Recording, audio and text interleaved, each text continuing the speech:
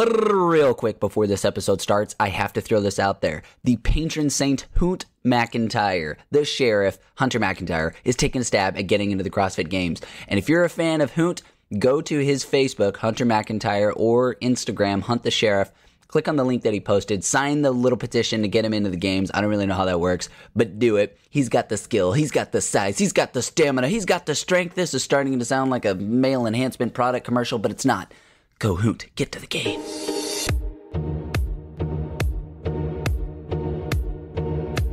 Welcome to the ObstacleDominator.com podcast featuring Beni Gifford and Brakken Crocker. Whether you want to dominate your next obstacle race or just get started in obstacle racing, you're about to discover every tactic you need to know, from gear to training to nutrition. Get the latest tips from the trenches, get your questions answered, and show up at your next obstacle race ready to dominate. And now, here's Beni and Brakken.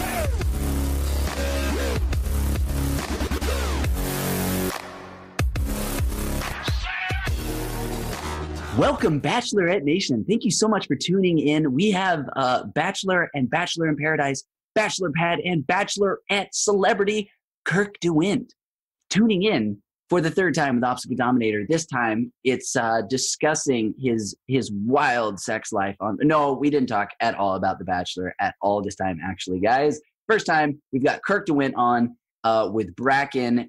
Believe it or not, the second choice to Brakken for the co-host position. So, Brakken, how do you think this talk went? Does Kirk know that? Does Kirk know he was the backup choice to me? Oh, I told him that immediately. Yeah, I think it's hilarious.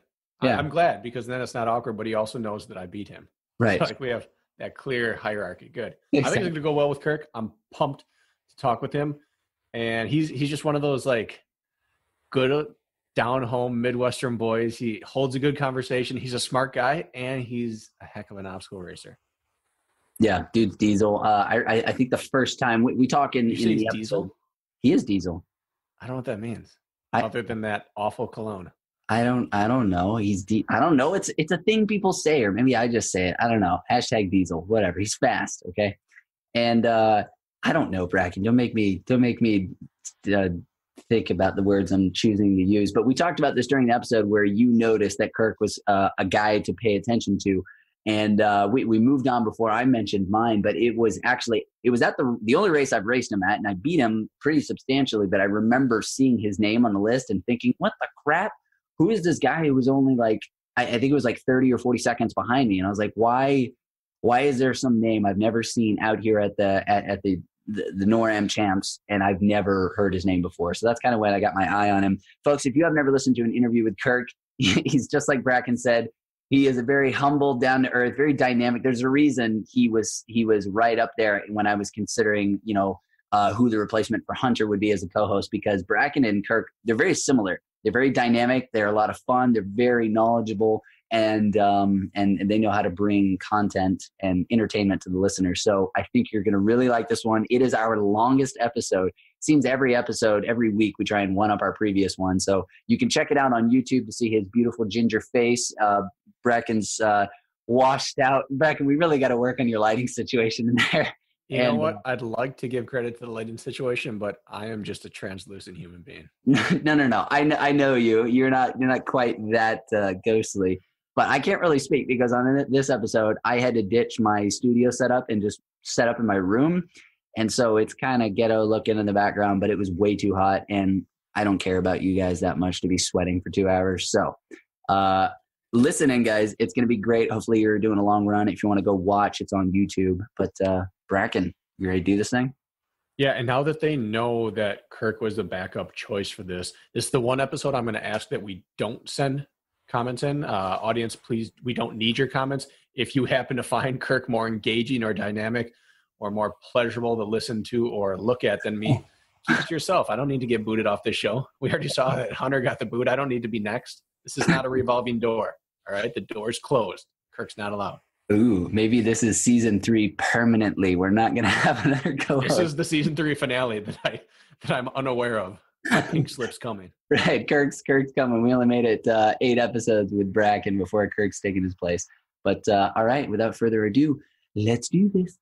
Thank you for wearing a shirt this time. This is the first time I've done a podcast with you that you're wearing clothes. Well, when Brakken came on board, he put a few rules down. He said, Benny, I'm not going to do this if you don't wear shirts. So yeah, how am I supposed to do a podcast with a Woody?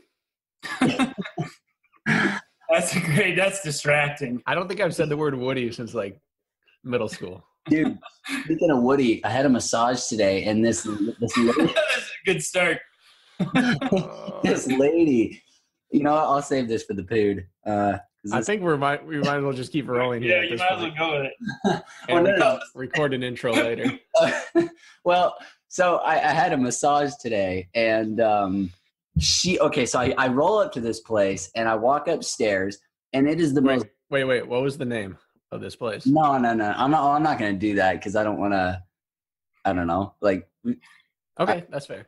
I don't know. I don't want to like. He started the question there. He's embarrassed of the name of this place. No. She was a really nice lady, and even though she had no idea what she was doing, and it was very obvious, I still don't want to take a dump on what she's trying to do there. But this incredibly ghetto maze of a complex to get in there. I finally get in there, and she takes me off into this like creepy room, and she puts me on the bed, and it is, first of all, it's hot as balls in there. And I'm like, can you turn on a fan or something? And she points this tiny little fan that's like the size of my fist at me and is like, oh, good. And I'm like, yeah, sure. Okay, whatever. And then her hands, she got pretty handsy. There might have been some sack touchage a few times. Were you prone or were you on your back? No, both. They have you start on your back or on your face. They do your whole body, and then they have you flip over. By the way, this woman had no idea what she was doing. Like, I'm not a masseuse, but I've gotten enough massages to know that you don't just rub everywhere. Like, there's actual things you do. And she was just like a kid who had seen somebody else massage somebody else before. A kid who is touching your sack. Exactly. I feel like you must have directed her there. Like, oh, my inner thighs are really tight today. I've never had a massage where someone like accidentally grazed my scrotum. It was more than once. It was more than once too. So I was like, in the back of my head, I'm thinking, okay, creepy place. It's an Asian lady. Did I somehow get to an Asian massage that has a happy ending and I did not know it? Because I don't know how they advertise for that crap. And so I'm just sitting here the whole time just waiting for her hand to not be an accident. I think you advertise yourself as a potential client for that when you walk in wearing that sleeveless sweatshirt you're wearing. I wasn't wearing this. I was wearing a tank top, but equally even more inviting. But no, so how usually if you're naked, they like massage your butt or like your upper thighs on top of the sheet. And she was like, nope, just like right under the sheet. And she's not using enough of like the little like gooey cream stuff. And so she's like rubbing my hair back and forth. And I'm like, this is just not a good experience. So did you contain? Wait, what hair are we talking about? You said she went up under the sheet. Dude, there's hair all over me, everywhere. Okay, you made it seem like she was up in like butt area. I didn't know if you had a very hairy. No, she was all over the butt too. She's just parting the hair waves there. No, I wasn't talking about the hair on the butt. I was talking about hair on my quads. Maybe she got her fingers stuck in the hair and she couldn't get them out, so she stayed in that region a little longer. Yeah, despite all the flack I've taken from manscaping, maybe you wouldn't be in this problem if you had a little bit more care in your appearance down there. Brakken, if it makes you feel better, while an Asian woman was touching my scrotum, I was thinking about you and how some of this pain could have been avoided if I would have just shaved. So, yeah, she probably would appreciate it too. I think she was enjoying it exactly how it was, because there were more than one nudges to the downstairs buddies. But before we really get into this, I have a couple things to say. We just did the episode with the Innovate, where we did the Shoe Madness. Mother ever, keep talking. Professionalism on point here, Kirk. Backlit, and he just left us. Again. What a bunch of crap. Doors opening Who everywhere. won that you had one of you had the Innovates, right? And one you had the VJs? Yeah, he went with Innovate X Talon line, and I went with the VJ Extreme as my all-around choice for OCR. Was that a tough decision? What would you have gone with? You know, stuck with your trusty Hokas? I love my Hokas. I do. I got my first pair of VJs in the mail this week, and I gave them a test run, and I really like them. But those Hokas, man, if it's flat and muddy, they're hard to beat. But I think you'd get torn up on a mountain course with those pretty bad. Okay. So, yeah. Oh, I'm back. You brought the Chad Trammell officials. those are the old X-Talon 190s, right? I know. These are my absolute favorite shoes. And we just had the episode. I got a pretty big house and running around. How's your cardio holding up, Benny? We're going to race this weekend. You don't look prepared. This is what happens when you put stairs in front of me. So we'll see how the stadium. Good thing it's only a stadium you're running. Yeah, exactly.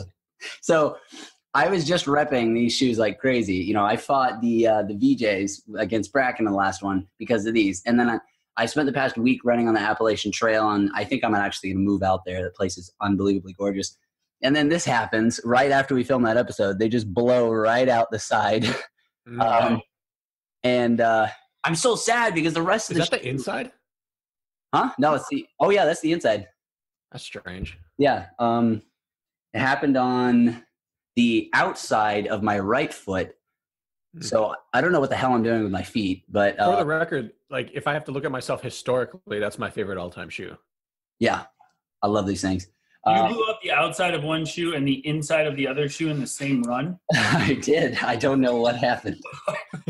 What on earth were you doing? He has creative strides. Maybe did you do something like you washed them and they kind of broke down a little bit or something? No, dude. It was a spiral descent. There were a lot of switchback. Well, no, switchbacks is switching back, not consistent spiral. That would do it, though. That would do it. Yeah. Well, I mean, I ate shit really bad. So this is not me going against Old Man Cracker's rant, but my big toe right now is so messed up because I ate shit really hard coming down a part of the Appalachian Trail. It was storming. My flight got canceled because of this really bad storm. And I was like, sweet, I can go back out for a run. And it's pouring. I forgot to put on contacts and I'm wearing glasses. And it's starting to get so cold and dark that my glasses are fogging and on top of all the drops and everything on it. And so I take off my glasses for 1 second thinking, maybe I could see better without my glasses. And I have terrible vision. And immediately my toe just slams into the chute. And I'm going downhill. And the Appalachian Trail is really technical, most of it. Not like I've run the entire thing. But and I just eat shit. And it wasn't one of those kind where you eat shit and you like roll to a stop. It's the kind where you smack and you just stop, like all your force. Ooh, that is probably not going to sound great on the audio. Brakken saw me do that like 2 or 3 times in Alabama right in front of me. I heard it. So I was so far ahead I couldn't. Oh. You were behind me. not for the first one. But for the second and third one, I'm pretty sure you witnessed them. And yeah, I was drafting. They were just like that, Benny, so it's okay. Well, before we fully move on, long story short to say, I've got a pair of the VJs now, and I'm going to be giving them a try tomorrow morning on a brief little trail run, and then actually putting them to the test at Savage Blitz in Houston on Sunday. So I'd wear them around the house as much as you could. They are a stiff shoe out of the box. Oh, are they? They're the opposite of Innovate. Innovate, I feel like you could put them on in the store and race right there. Yeah. But these, they have a break-in period. No, like the Kevlar. I'm glad you told me that because I'm going to make sure and go out for a run in them tomorrow morning. I'm going to keep it gentle because of my toe. But, I can feel them. They feel like tanks, whereas the Innovates are just like, you can do this with them from the beginning. It's crazy. But, okay, we've been talking for a while about all kinds of stuff. And we have Kirk Dewindt, who, Kirk, you're kind of a regular on here. Even though you bring essentially no content, you're just really entertaining to talk to. Well, you got to ask me questions that induce content, Benny. Hey.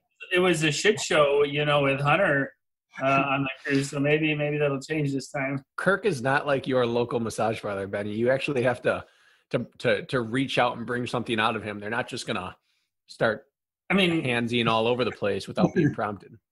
That's fair. Well, that's we mentioned this on the podcast where we introduced Brakken for season 3 that you were, as this seems to be the consistent thing, you were my second option, which I see as a flattering thing. At least you're in my mind constantly. Which that's a really poorly phrased compliment. And tonight he wanted to chat with Jack Bauer, but Jack Bauer wasn't available, so I was the consolation interview. So it's going well. I mean, second is all right, I guess. It's better than third. We tried to set this one up a few weeks ago as well. Yeah, I was having problems then, but whatever. Yeah, I think this is just revenge for that. But I wanted to get you on because with you were the second person that I was thinking of because of your ability to be very dynamic, just like Brakken. So I wanted to get you on and chat about your season, OCR, being a ginger, things in general. All of those things. No, those are all encompassing, actually. So it sounds good to me. So, Kirk, are you having the most unappreciated season in the sport right now? Wait, why do you think it would potentially be unappreciated? Well, because I think in every race so far, you've been the highest placing non-like OCR OG in the field, or like the highest placing non-like superstar name of OCR. Yeah. Like the only people ahead of you in every race so far are household names. And after the race, it's always like, oh, the Ryans did so great and Killian was up there, or the Ryans did so great and whoever was up there. But I just haven't heard mention of you, despite the fact that you have fifth and sixth, fourth and sixth, whatever it was. This year or last year? Well, I was fourth, and then I was ninth in the last one. Okay, so sorry, I'm just looking at the overall rankings. You're sitting in a position where you're like, you're the highest ranked non-like world championship podium achiever in the group. I don't know. I think, I haven't had that podium performance in a national series race. I have 2 fourths, a fifth, and a sixth under my belt, but I've never actually stood on a national series podium. And I think the rest of those guys have at least once or somewhat regularly. So maybe it's just because I have not held the plaque for the photo op at the end or something. That's all I can really think of. So I haven't had that breakout, but luckily Seattle's right around the corner, so I'm hoping that'll change. That's all I can that's all I can think of. But I do agree with you. I think maybe I get a little overlooked, but I'd rather be overlooked, and that's motivating in its own right, isn't it? Yeah, it is to an extent, but at some point you have to just kind of look around and be like what's wrong with what's happening here? Yes, you have not had a signature moment. No. You almost had your signature moment last year in Illinois and didn't quite grab it. But in our sport, we really only hear about 3 names every single race, right? Yeah. But in most major sports, if there was someone who was just consistently top 5 in the nation at what they do, you'd hear about them, despite the fact that they didn't win the race. And so what's your take on our sport? How does that change? Is this on the race directors? Is this on the social media platforms? Is it on the audience? Or is it just innate to racing that we don't care if you don't win? Yeah, that's a good question. I think to go back to your last question, I didn't finish last year's season either because I had gotten injured. So I didn't run in the big races towards the end of the year. So I think I was forgotten about a little bit too. I had some momentum, and I think I was 5th in the series going into the last race and didn't have a good one. So I think maybe that all plays into it a little bit. Maybe if I'd finished out last year, maybe there'd be a little more notoriety. But I don't know how they would change it. I think it's a tough format. I think it all hinges on the live feed. If you ask my opinion, and the live feed does a really good job of showing the top 1 to 3 people, but they do sometimes. VJ won a race and didn't make the live feed. But I think I always am like, I was right off camera. I'm right behind him. I'm 5 seconds back, but nobody ever has any idea. And I'm always feel like the first guy off camera. And I think maybe that has something to do with it. But that's just a guess. I've seen Spartan do that several times, more times than I care to talk about with they I don't know exactly how I feel about this. They keep the camera on the person coming across the finish line, even though they're just standing around and celebrating, which they should definitely have their moment to celebrate and stuff like that. But there could be a kick-ass battle going on for 4th and 5th, which regardless of the placement, that's still a kick-ass battle between, some household names or some about to be household names. And yet instead they're filming top 3, just kind of standing around at the finish line, not even doing the interview. Now I that's a tough call. No, it's not a tough call to make. I don't know who's in charge of that. But by the way, I want to make sure that everybody knows that with this critique, it's a sandwich of compliments. Like there are so few critiques compared to the way it used to be. Like it is 2019, the media has been absolutely fantastic. So this is nitpicking, but yeah, I think it's a combination of the commentator. So even though Magida doesn't control the shots and he has to bounce around with what they're doing, maybe now that they're going to be doing editing where they don't do it live, they kind of release it the next day with an edited version. Maybe there can be, I don't know, more of a chance for well-rounded coverage instead of, the kind of stuff we've normally gotten. Well, I'll speak because Brakken, you've done commentating and I did a little commentating last year. And, as the commentator, all you see literally what the viewer is seeing as they're seeing it. So you're just calling whatever video feed is sent to you as a commentator. So we're seeing what you're seeing and as a commentator, you can only commentate on what you're looking at. So it really falls on, like, if you look at the back end, like in Brakken, you can probably speak to this. Like you got guys in your ear and you can hear the production saying, get a camera on VJ or get a camera on Atkins. And so that's actually being directed in the back end by like a head producer directing the camera people kind of where to be. So all you can do as a commentator then in that point is just give what you're seeing. Wouldn't you agree with that, Brakken? Yeah, in a live feed like that without the benefit of a huge production cost and multiple, screens in front of you, you're hamstrung. You can only talk about what you see. But I agree, Benny, that tape delay, one of the only possible benefits to it is that they can dig through and get some better footage throughout the day. They can just film, like willy-nilly throughout the course and then later on put it together and try to get everyone. By the way, do we have thoughts on that tape delay? I have some thoughts on it, but I want to hear your thoughts. Well, I think they did a really nice job cleaning it up. It didn't cut in and out like we have issues with. I thought they made a decently flowing storyline that maybe traveled a little quicker if you want to watch this with the time crunch. But it just lost its feel of like, I'm with these people. It lost like so much of like that energy. It was very sterile. It was very sterile. That's great. The footage was 100% better, but it felt like you were now reading a script rather than experience. And that's like what live commentating is you get to feed off the energy of what you're watching. And there's just none of that on the tape delay. I agree. And I don't blame the announcers for that. Like, the people that we're using, as good as we may be and they may be at their jobs, are not professionally trained announcers. And if they are at some point, they're not trained actors. And that's what they're now being asked to do. They're being asked to act. And that's not in the realm of possibilities for someone who's not a trained actor, like that's a losing battle. So it puts them in a bad spot. I thought David did as good of a job as he could do, but man, if it's not live, it just loses some of that luster on the audio track. Yeah, I would take a little skipping of video coverage and a little cutting in and out if it were live over like a perfect HD. And then it blew my mind that we didn't see VJ. Like you had all afternoon to find some footage of him, and we just didn't have him. His big moment, that's strange, too, man. I actually felt pretty bad for him after watching it through. I really did, because he deserved that moment, and it was really Kempson and Atkins, wasn't it? Yeah. It's like if you're going to tape delay, you can't have that. Like if you're going to sacrifice the emotion and the excitement of live coverage, you have to make up for it with like impeccable coverage. And instead we had the opposite.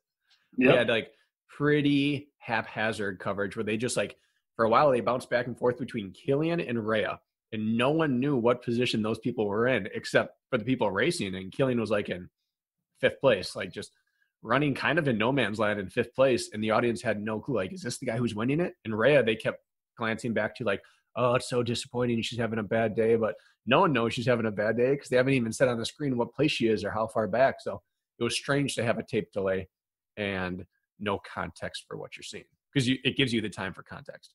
Yeah, I don't know if you guys noticed, but there was one segment that I thought was really weird because it was a tape delay and they could edit it in post, where I don't remember if it was Killian or Atkins, but they replayed one like minute and a half segment, which on that video is a very long amount of time. and they used that exact same footage, or maybe it was Rose Wetzel, I can't remember. They were running next to that bridge where they crossed the river. It's a very obvious point. It's not like just some miscellaneous running through the woods. It's a very obvious thing to be like, wait, they already showed this. But they acted like it was new footage. And it was like a full minute and a half of that. And I was like, how did this get okayed when, you know, the whole point of this was to deliver a much prettier package? And I'm very hopeful that if they can take it and make it the way that their old school recap videos used to be, then I think that will be worth the sacrifice of that live feeling. Because I knew exactly what you're talking about with that live feeling. It's like this, you know, whatever, that energy vibe thing isn't there. But I love watching those Spartan, those old Spartan recap videos. Those get me pumped up like crazy, and those storylines flow so smoothly, and they get you pumped up like crazy. So if they have somebody who can throw something together like that in a day, then I'm behind them being able to do that. But as far as the commentating goes, I mean, it's usually Megita's voice in most of those other videos, spliced in with interviews from the athletes. So they'd have to put together a full-on media production team designed for that product instead of a live event. I think they did a live event and then just tried to post-edit it afterwards. Whereas if they go into it knowing, hey, this is going to be an edited thing, then they'll target different things like interviews with the athletes and stuff like that. Feels to me like they're kind of trying to straddle the line right now. They want the live feel and the post-production like values of that, but instead they got this like worst of both worlds. Yeah. Where like if you're gonna do that, you might as well take a couple days or a week and get it right. And then at that point, you might as well just have like some ride-along footage. Just put, you know, that quad's following the Gators following the lead of the race anyways. Just keep a live cell phone feed going and have someone commentating from a booth the entire time, and just make it like a lowbrow, like live feed, and then do a really classy, like you talked about afterwards. But we're kind of getting both right now, but neither one's. So they had, you know, it was their first crack at it too. Yeah, that's true. Maybe so I think we'll know more after this next race unfolds, don't you think? Like maybe they'll tighten it up, or maybe they'll change something. But right now, I'm still all camp live feed. Yeah, and, I think so. Yeah, not delayed. Kirk, I have a question for you. Yes, sir. You have an extended version of Thor's hammer sitting over your right shoulder. Oh, can you see that in there? What is that? Oh, I got this. Is a good one. Brakken knows about this. You see this big ass hammer right here? Mm-hmm.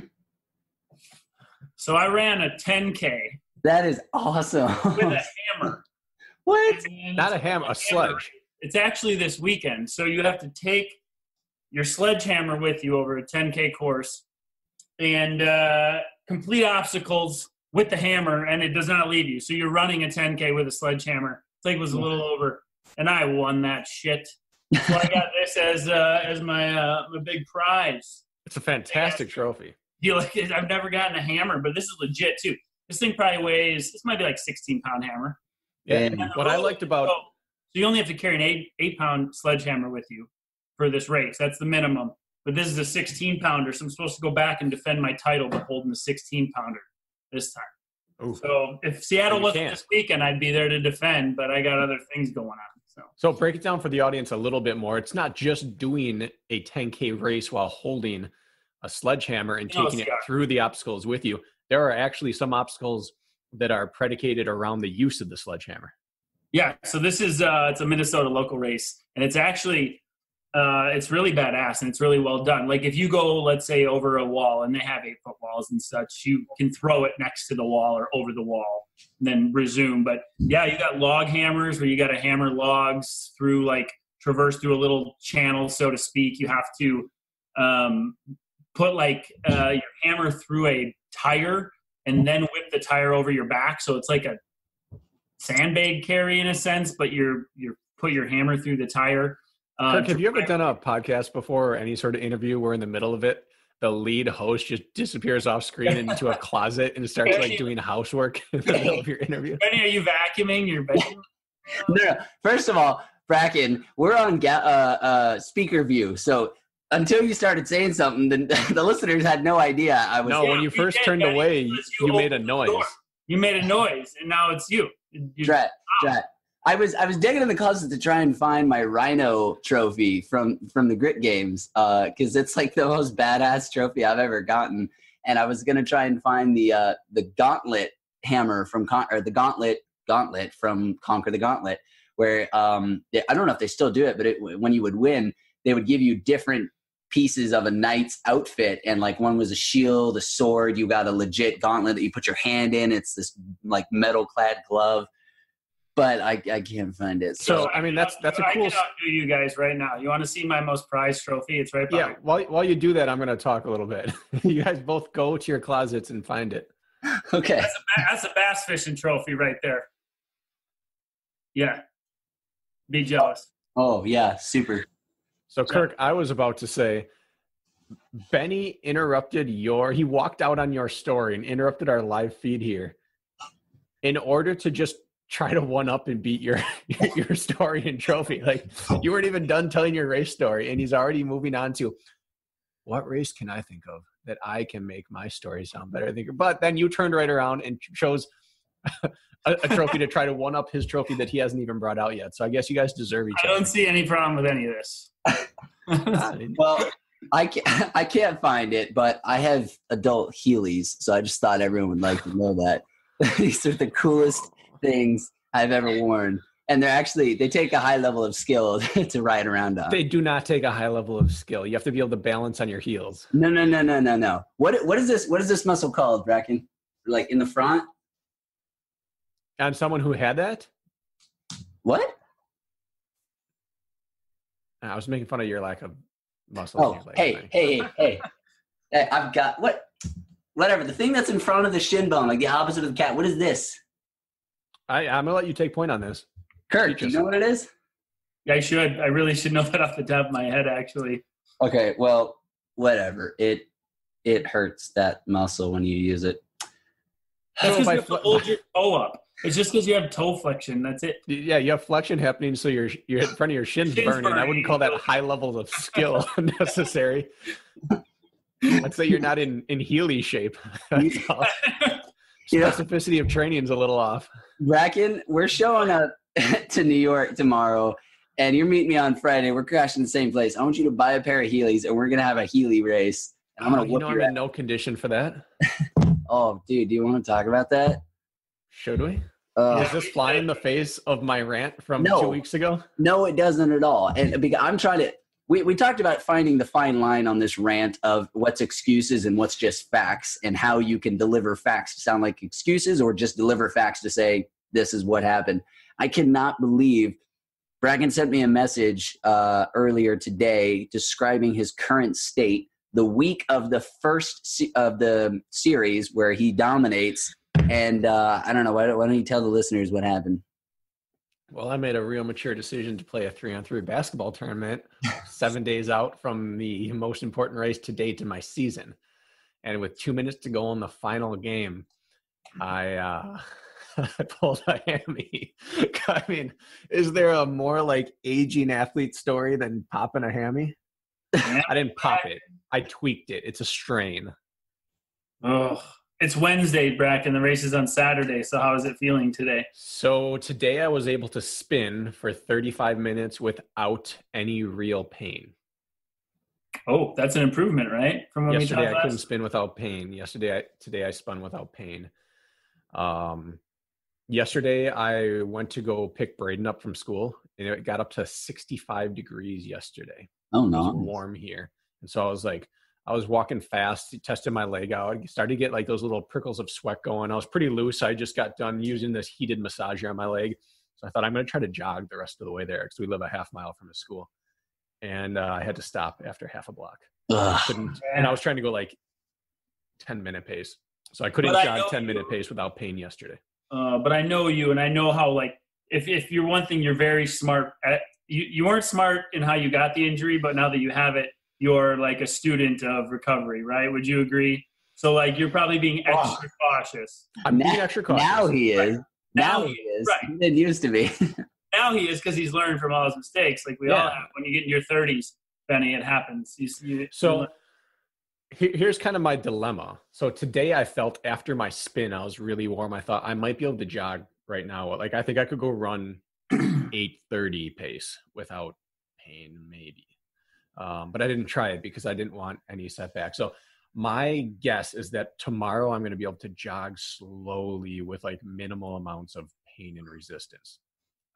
But that means that then maybe Friday I can run 7-minute pace if things go well. Like there's a huge difference between being able to run aerobically with minimal amounts of pain and being able to bound up and down stairs and do box jumps and med ball slams and turn and corner and accelerate in and out of rows of bleachers. So I don't see any way I can race this weekend.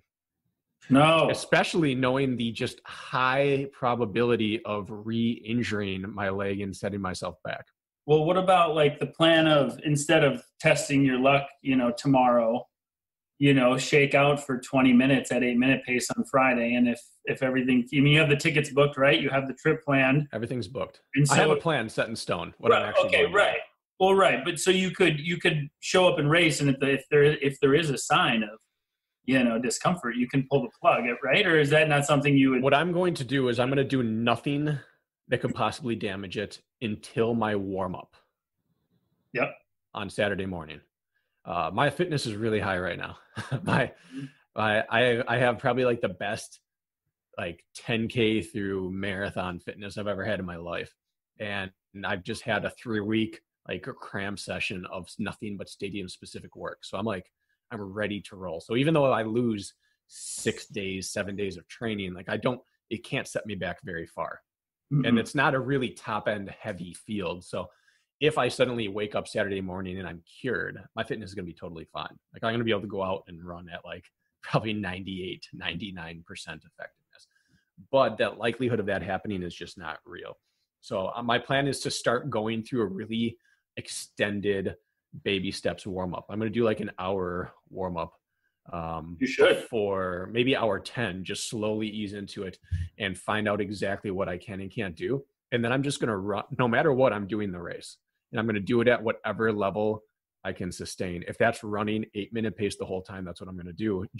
I consider not going and just saying, forget it. But like, if I have to go and then like do box step ups and med ball, like just like slowly roll it up my bodies, I'm going to do it. And my goal will be to take whatever place I can take without hurting myself.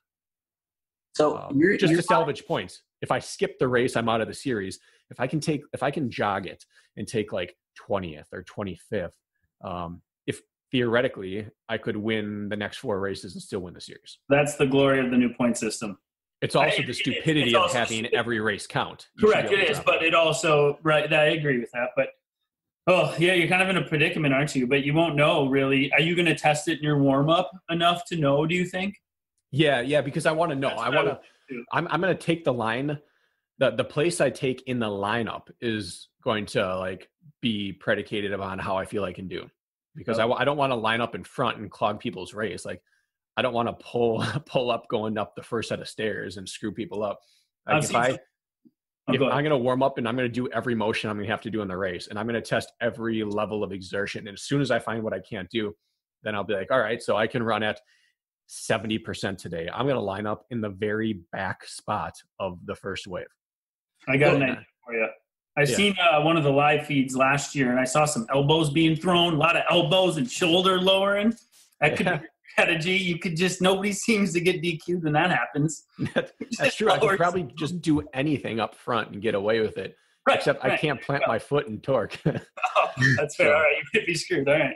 If I had to bet right now, what I would say is that I would be lining up in the back of the first wave, and I would just let the field go, and I would just run at like 7 or 8 minute pace, and then hammer the stuff like Herc hoist and assault bike and fly through anything that normally you'd try to like recover on, but I don't need my hamstring for. I'll just hit it as hard as I can, and then just stay relaxed and within myself and just tell myself I'm not racing. I'm just getting through the course as smoothly as I can, and whatever place I take, I take.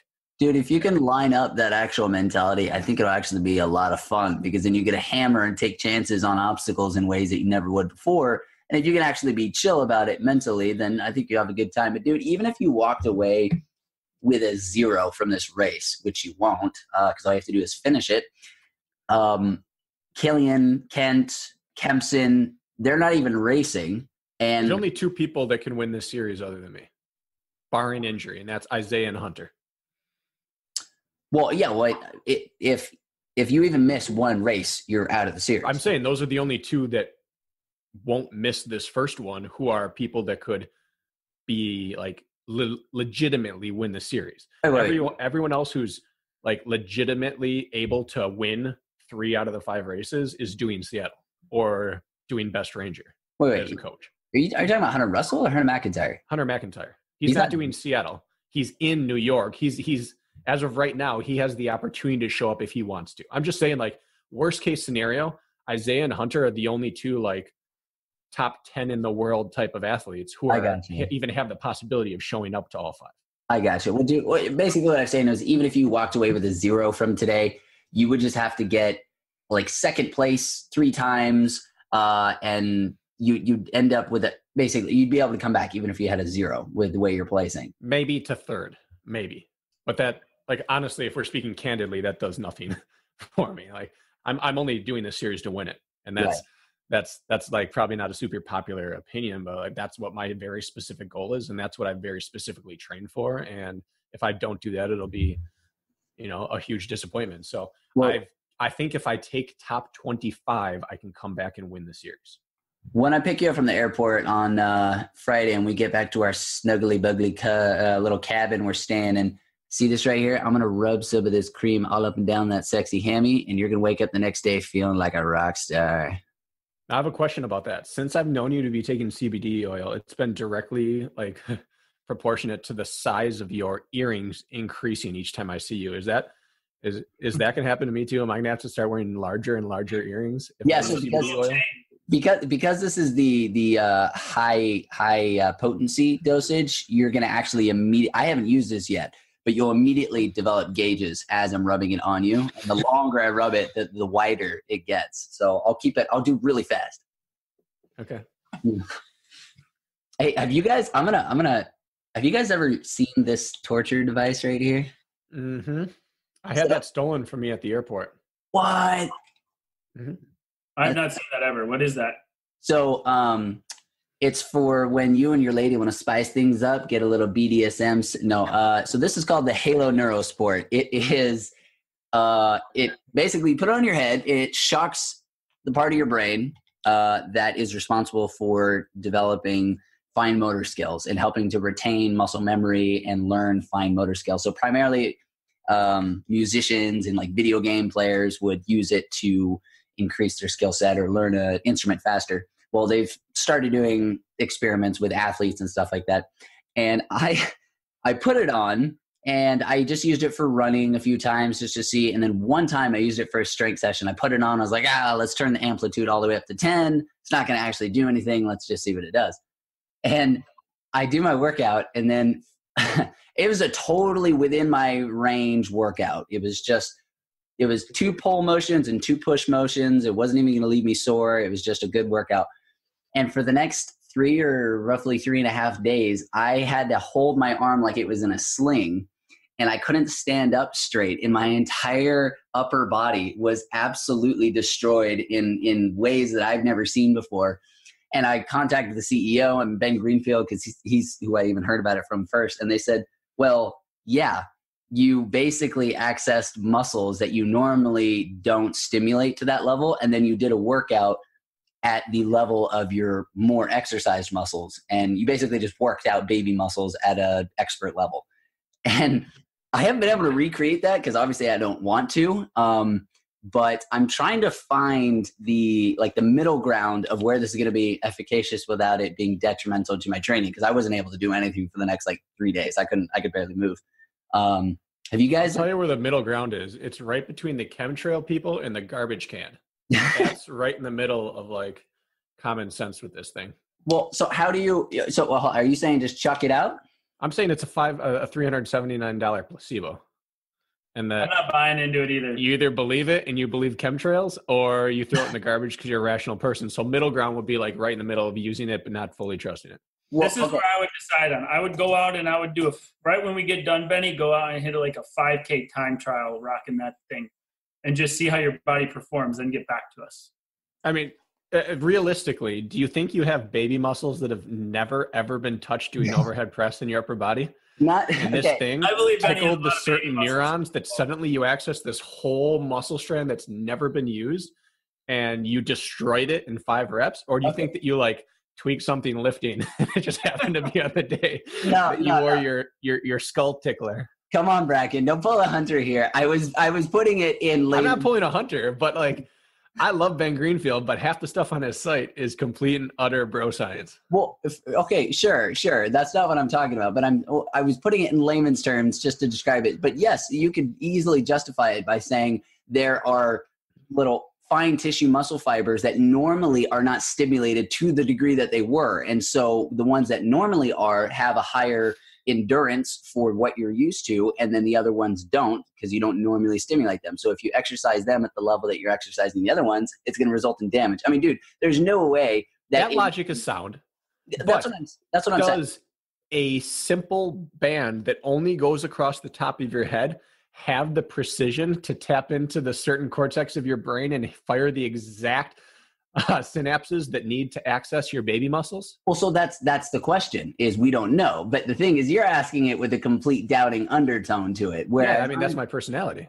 Right. Well, I'm not somebody who just immediately buys into things. I'm somebody who's going to try it and test it out and see what happens. All I'm saying is I've in 3.5, 4 years of training for OCR, I have never once been crippled the way I was after that workout. And just things seem to, it seems like I would have to be working to argue against what happened rather than to argue for it. You don't have enough time with this thing on. You just need more time. You gotta get back to us. Right. I think the truth is out. Get back to us. The truth is out there.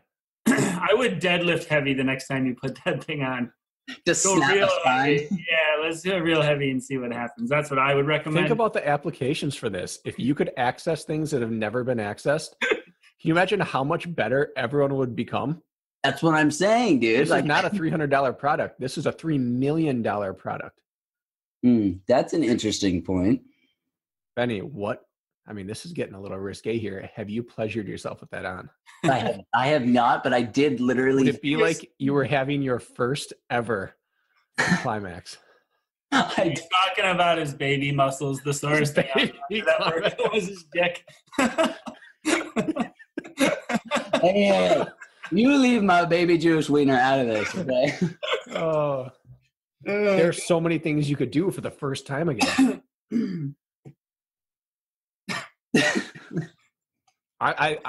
You've sold me on this. Well, Brakken, I was given one in Tahoe and it didn't make it home with me. It got stolen at the airport. Hey, someone thought they were stealing like a box of Beats headphones. They didn't realize they had like the next big thing in masturbatory technology. Should I just bring this on home with my the sun in my ear headphones that change your circadian rhythm? Yeah. Yeah, you've seen this, right? I mean, that at least has like some logical science to it. Brakken. No. There's no way. The sun's a real thing. There's no way argue that. We can't argue that brain probes can access your baby phallus. No, there is no way you're going to argue against the Halo Neurosport and then tell me that plugging a shiny light into my ear is going to stimulate the photoreceptors in my brain and change my circadian rhythm. Because this I've seen zero anything from in the Halo Neurosport. What I can say is that there is a sun and our body does respond to it. So at least there is a 1 to 2 maybe correlation there. And there is nothing I've ever seen where massaging just the center stripe of my scalp can get me to unlock my unknown potential. Well, you're seeing it right here, my friend. There it is. All right. We should have those people on and they can convince me. Shit in your house. Dude, what are you doing over there? What'd you say? Like I guess I just like I have running shoes and I have like a watch and I have like some tights and I like work out in those and I don't have all this fancy gadgets that works my baby muscles and puts UV rays into my skull when I can't be out in the sun, I guess. I don't know. Am I alone here? I've been having a lot of people message me or tag me in posts when they hashtag like certified fresh legs and things like that ever since my rant. We're going to start having the new trending hashtags going to be like baby muscles, hashtag Beni's baby muscles and baby phallus. Brakken, you'll enjoy this. This is a good segue into a listener question that was submitted into the audio piece that you'll like. Apparently, so you know how Jack Bauer has the ratings where you can guess who's going to be on the podium for the race the next day, right? Well, apparently somebody submitted me as the top winner for the stadium race on the women's field. And well, is Kate racing?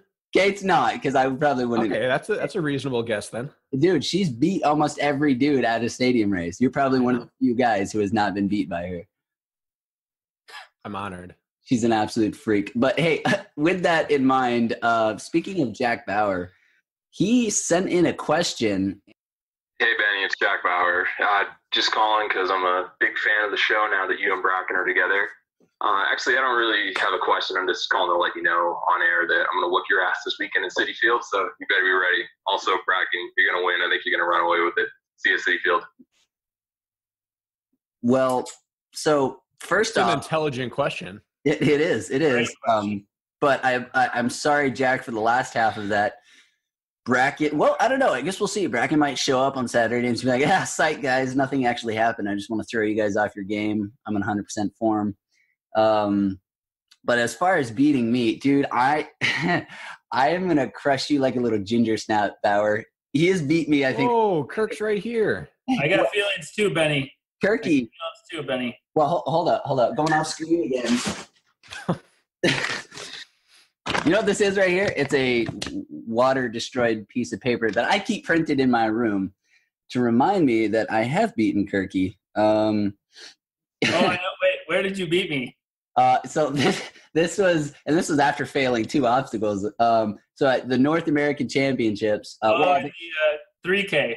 Yeah, the 3K. So I was only 30 seconds behind Woods. I literally don't understand how this happened. I failed 2 obstacles and had to repeat them and finished it in 16:40. And Hunter finished it for the winning time in 15:41. So with failing and repeating 2 obstacles, I was less than a minute behind him. Is that the best performance of your life? In terms of impressiveness with 2 failed obstacles and only being a minute behind arguably the best short course racer this side of me? According to these stats, yeah, I would say that. A subtle, humble brag. That's not subtle. I'm very much proud of this. I was bragging about myself, I was saying. Oh, okay. The worst part about that is, Beni, is that's the only time we've raced. I'm realizing. Right? He's 100%. And you're 100%. And also, in the 15K the next day, you were videotaping me, and you kept calling me Mark. And I have a video on my phone that's a minute long. And you're like, good job. What the fuck is it? Mark. Yeah, Mark. No, Mark. So I got a video of that. Please send me that. Did I know who you were at the time? No, we met for the first time, but I was Mark that day. Kirk, let's go back to that weekend because I feel like that was your pre-breakthrough moment. That 15K. Weekend? Yeah, that was a good race for me. No one outside of like anyone who was there, and probably me since we talked about it, knows what happened. But you spent like 80% of the race running with the best in the sport, and then just got gapped at the end, and no one cared. I did. That was the week after West Virginia, the first time we were at West Virginia. And I ran in front of Woods, Killian, and Woods and Killian for sure, all the way through mile basically 8 of 9 or 9 of 10. Right, looking at Hunter and Bottress's back, and I fell apart with like a half mile to go. And I gave it a valiant effort, but that was like the first time I actually knew I could run with those guys. And was that your moment? Like, okay, like this isn't smoke and mirrors. I can do this. 100%. Yeah, I remember going by Killian in that race, and I think I put 30 seconds on him in a mile, and I was like, shit, I'm not going to podium. I'm going to catch Hunter. I'm going to catch all those guys. You have those moments in a race where suddenly you feel no pain, but you're working really hard. And but then people, right? But then also that's followed by hitting a wall that you've never hit before in your entire life. That was that race for me, but that was a good confidence builder for me. Yeah, that was 2017, I suppose, huh? So that was almost 2 years ago. Yeah, that was a good race. Not many. I'll tell you my moment when I realized that you weren't just like another one of the guys who thought he could be really good. When is that? Is when I watched you raced in Illinois. Yeah. That's super. It was you, Ferguson. I don't know who else was there. Probably Jordan Buscemi, Ian Garrett. I don't know any of the other names that were there, but you had that look of someone who is constantly accelerating. And at this, you know how people like say in wrestling or in fighting, like there are levels to this thing. Like there are levels to OCR. And there are people who you can look at them and be like, yeah, they're doing well. And then there are people you look and say, that person is moving. Like at no point are they losing time to anyone. Everything they're doing is faster than everyone else in this race. And that was you that day. I saw you get in and out of obstacles. The Hercules hoist in particular, you accelerated into it. You had a little bit of a gap. Yeah. You hit the Herc hoist as hard as anyone I'd ever seen do it, probably like right up with like a Hunter or an Atkins type hoist. And then you got out of there at probably like 450, 455 pace for the next, like, I don't know, maybe 100 or 200 meters. And then they started hitting farmers fields again. But it was just that in that moment, I just saw like that, like, oh, okay, that kind of illuminated who Kirk Dewindt was in my mind. It changed it from like, this was a guy who was a good college runner to this is a really good OCR athlete, and people are going to start getting beat by him regularly. Yeah, you were on the Gator that day. I remember that. Yeah. Yeah, spitting encouragement. That was, I think, and you can probably attest to this a little bit, but like if you can hit a good day, which if you're training in tapers, right, we hopefully hit more good days than bad days on the race course, but just being like Midwest and I've never run up a mountain in my life until 2016 Tahoe. That was the first mountain I ever ran up, was the Tahoe World Championships. I'd never run up a mountain ever until that day. And so like get a flat course and, I can understand my body and how it's going to respond there. But I think then, you hit a mountain course, and that's been a huge learning curve for me. I mean, just talking with you, like, how much do I ask you about incline workouts on the Nordic track and like how to manifest that stuff? I think like the flat running was, that one I had a little more background in. It's the mountain running that I'm still pretty green at. So let's talk that for a minute. Huh? So let's talk that for a minute. It grates at me from time to time when I hear people say about a certain athlete, like, man, that person just sucks in the mountain. Like I don't get it. Like they're just not good in the mountains. And I should be like, hey man, not everybody lives in the mountains. And it's something that I think a lot of people forget, because the vast majority of people who are competitive in this sport come from, an East Coast where they're somewhere near the Appalachian Mountains or, whatever, the Blue Ridge Mountains or whatever they're near, or they're Colorado or they're Utah or they're California. They're places that have actual mountains. And if they don't have mountains, they have foothills or real hills. I don't think people truly understand that, through the grain belt, what hills truly look. Now, Beni gets it. Beni's right from Texas. Like that makes sense. But like, let's go back to college for you and I, or high school. Yeah, we're talking hilly cross country course. We grew up running track and cross country. What was a hilly cross country course? UW Whitewater was considered a difficult course, right? A slow course. And I bet you Whitewater was we had 8K, so 5 miles. I bet you we gained less than 200 feet of vertical in 5. I was going to say 180. 180. That was the hilliest course you could come across in the Midwest in college cross country. I guarantee. High school was UW Parkside. Okay, probably about this. Oh, that's Parkside probably has 300 feet, maybe 400 feet over a 10K of elevation gain. That's well, that's exactly the point. They're the biggest hills we'd ever seen in our life. Kirk, you ran the UW Whitewater cross country course at about 6K, 6.5K. You start up this wood chipped trail through the woods. Yeah, and it's this uphill, gradual, but it's a burner hill. You come out, then you go around the athletic fields, and you got 1,000 meters to the finish. And that hill was a soul destroyer. And we used to do our hill repeats there and cross. And then in the off season to prep for our 800 and 1500s in track. And even during track from time to time, we'd finish off a tempo run with like 6 by that hill. And we're like, these are big hill days. But what that hill take 30 seconds? All out, it had to have taken 22 seconds. Okay, right. If we were running That's like as good as mile pace. And that was a legitimate big hill. And so people don't understand, like, that's the extent of our hill training. I remember in lacrosse, they have this hill. I forgot what the name of it is, man. People at lacrosse are going to skewer me for this because you should know this. But that's the road that goes up the bluff. Are you talking? Yeah. Yeah. Oh, yeah. And it's like, it averages like 8%, and you can run for like 2 miles straight or 3 miles straight up it at 8%. And it was like, we do like 1,000-meter repeats up it. And it was like, what is this world coming to? And we'd play around with jogging backwards down the hill because our calves and quads were so destroyed from running down an 8% hill, running on the gravel on the side of the road. Like, that was the conditioning we grew up with. Like, you're from Oshkosh. What was your biggest hill in Oshkosh growing up? It's called Garbage Hill, and that's where they put all the garbage, and then they covered that with dirt. And I ran up and down Garbage Hill. And so that was, I think that was probably 30 feet of gain. Yeah. And I ran up. That was our hill day. We would do mile repeat loops on Garbage Hill. And that was our big hill there. You've come to my biggest mountain and trained on my local ski hill at Alpine Valley. Your and it's a great location. Compared to the one we have in town here, it's fantastic. Yeah, it's way better than Garbage Hill, but it's 184 feet bottom to top. I got 145 here. That's what I got. 145. Yeah, and so like, that's for us. Like, I'm so excited to have that there. I can go out there and you were with me. We've done 2.5 hour hill workouts there. What that means is that you're doing 36 by quarter mile because you can't get anything longer. And then so people are like, why do you always struggle with downhill? It's like, because I've never run downhill for longer than 30 seconds in my life, because you can't find a downhill that's more longer than 30 seconds to get down.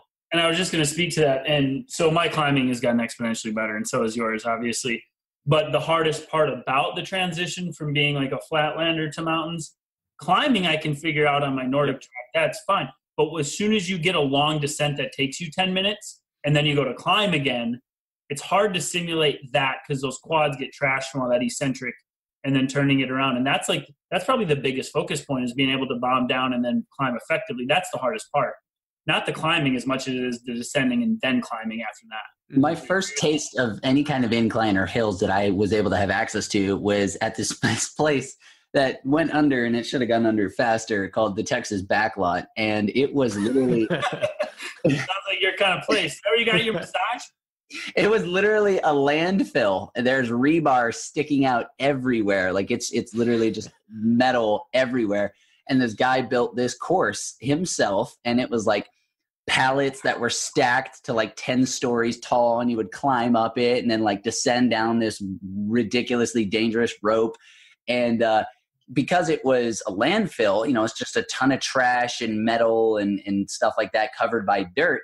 We would have he would just take the edge, which was almost like a cliff, and make that part of the course. And he would put ropes down it because you were meant to like climb down the rope while your feet were on the ground, essentially. But that was my only hill I had access to. So it was maybe like 60 feet tall, but it was like a 50% incline. And so I would just like go up and down this thing. And I got to where I could run down it without using the rope anymore. So I'm fantastic at downhilling, but I had never experienced a long descent until I moved to Colorado and I started coming down Bar Trail.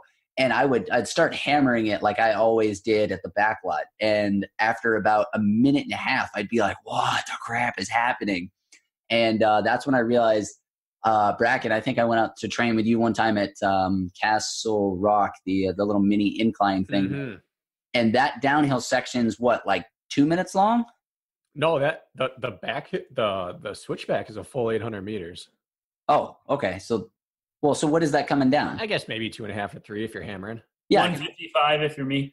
It might even be a mile if you take the full route. I don't recall now. It's been 3.5 years since I've been there. Yeah. Well, I went out and we went down. That was my first time downhilling with you. And after we hit about a minute mark, I was like, oh my God, this is hard. And I was watching your form as you were running, and you weren't just letting your body get propelled down by gravity. Like, you were pushing off each footfall. And I was like, what the crap? And so that's when I really learned that downhilling isn't just about your technical ability, and your ability to just throw caution to the wind and, not eat shit.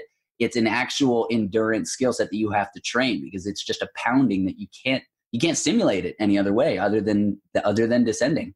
Yeah. Uphill is about your ability to find ways to grind and just cheat yourself to do it. Downhill is about the ability to have access to downhills. That's about all there is to it. You're pretty good at downhills. I would say I've never been passed on a descent in a race to date, run downhill.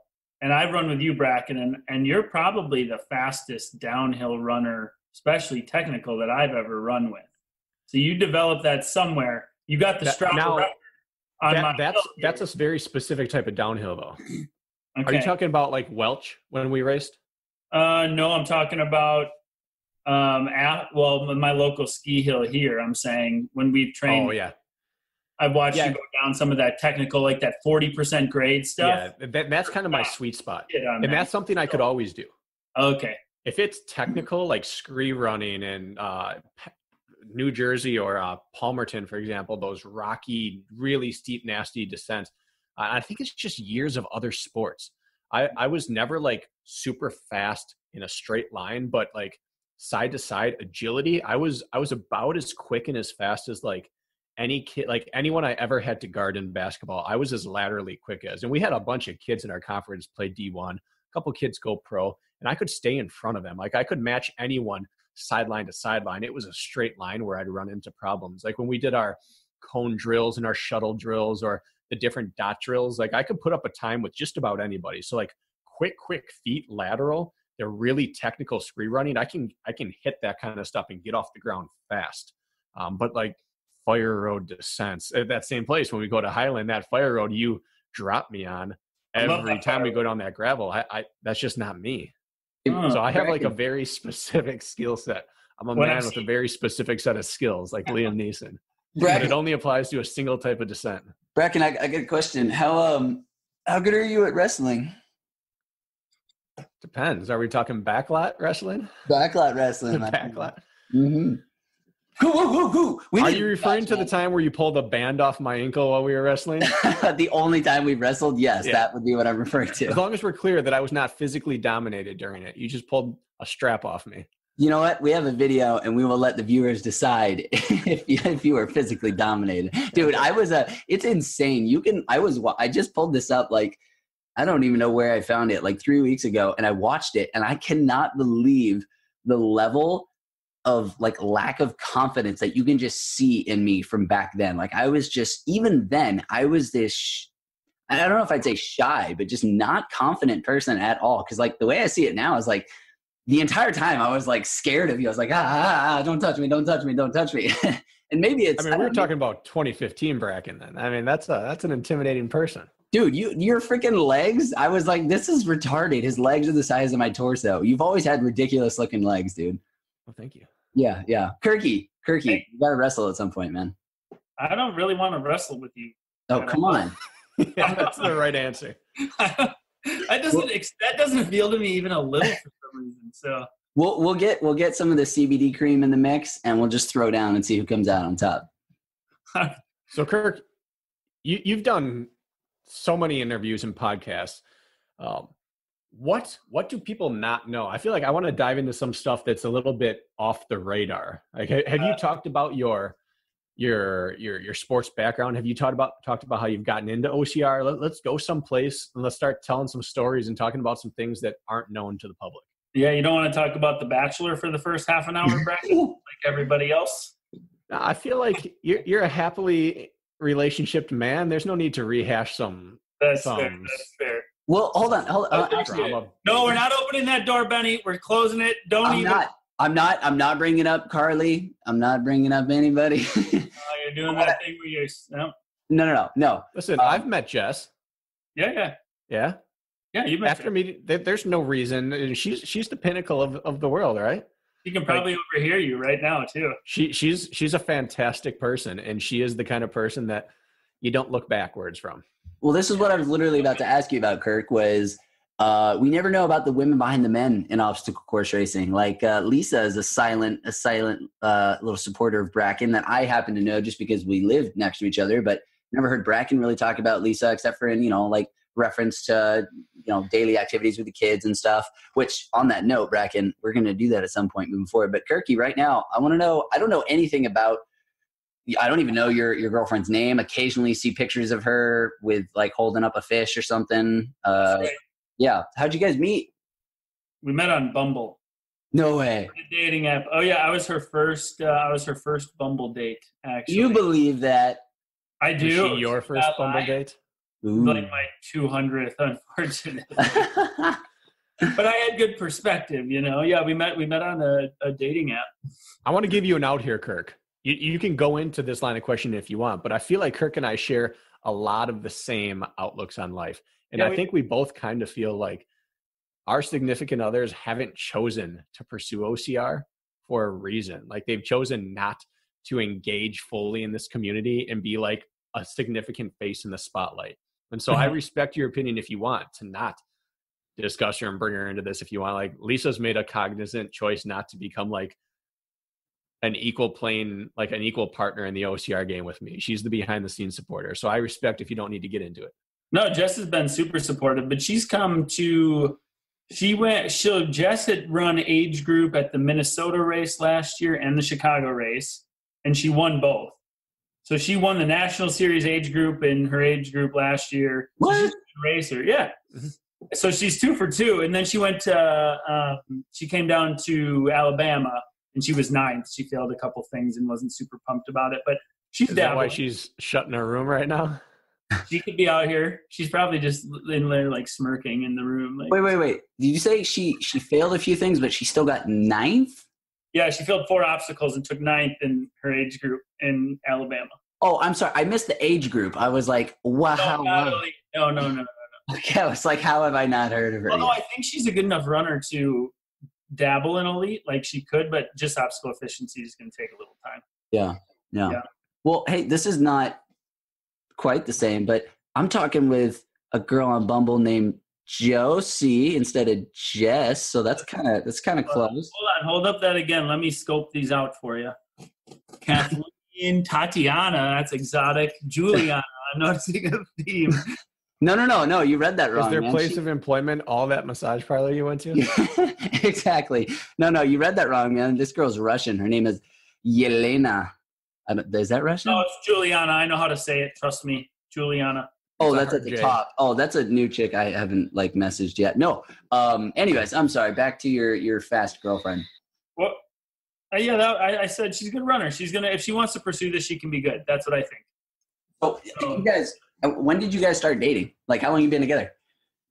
We met about 2 years ago. March. 2 years ago. What's your exact anniversary date? Jess, you listening?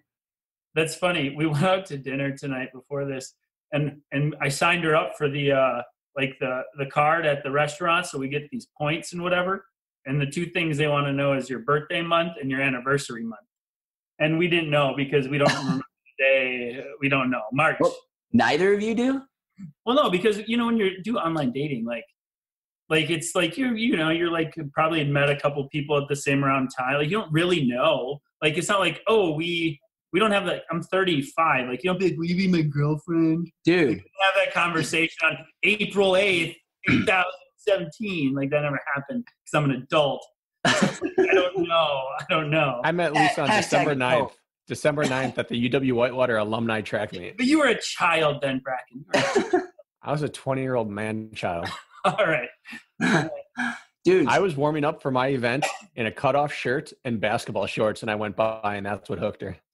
I believe that. That sounds like you guys remember when Hunter and Cassidy were together. He told me this like ridiculously amazing sounding story about how they met, and then I heard Cassidy tell the same story, and I was like, dude, not the same at all. He was like, yeah, I came out all sexy. I was a spin instructor, and she just wanted my hot bod, and I could just tell the whole time, every class, she was just like dying to go in there and clean the sweat off the bike. And her version's like, he was this dorky looking dude who would come out with his hair all over the place every time, and he would flirt with me forever at the desk, and it was always annoying. So finally I just said, yeah. And I was like, that is a wildly different story. I would love, we would do a whole episode with where we get each person who's got a significant other in OCR and then find out their version of how they met. Yeah, maybe we'll put a pin in that. Yeah.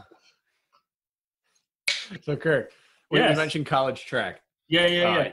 You and I have both said to each other kind of like a very similar line that when we were in college, we always thought like we're fast, but we're not the fastest. But if we could just like stop and do 20 push-ups or like 20 pull-ups every lap, we'd be a national champion runner. 100%. That was like, we didn't know each other at the time, even though we raced in the same conference. We were just a couple of years removed, but we were in this exact same like athletic situation mindset. You know, so my route from college track to OCR is pretty well documented, but I'd like to hear your transition, how you got here. Yeah, you know, actually, what that was like for you. I was 150 pounds race weight in college when I was feeling good, and I was considered, I'm 5'10", so I was 5'10", 150, and I was the stocky kid. They'd call me like the stocky kid. At 150, 5'10", I was the guy with like, I had a chest. Like I had like muscles somehow. I was weird. Bigger then than I was now, actually. Right.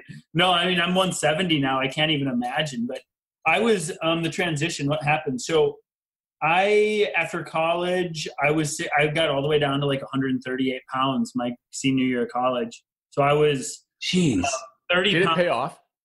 I saw like diminishing returns. When I got below like 150, I didn't race as well, I didn't think. But so after college, I was sick of being a skinny kid. Like I felt, I didn't feel as good that light. So I hit the weight room. I was like, I'm sick of being this scrawny guy. So I just lifted for like 2 to 4 years, and I put on like 30 pounds of muscle. Which one was it? That's a big time range. Well, I didn't run much, point being. I just started to lift, and I didn't run. And I started, just let me talk. So you ever prescribe that to your athletes? Yes. Like, just go do this for 2 to 4 years. Somewhere in there. So I lifted like a bodybuilder. Like I was taking creatine, and I was doing biceps and triceps on Wednesday and chest on, and then eventually I started to miss running. So I started doing more of it. But with this like 170 pound frame, and somehow I started to race some 5Ks, and I was running like mid to low 16s.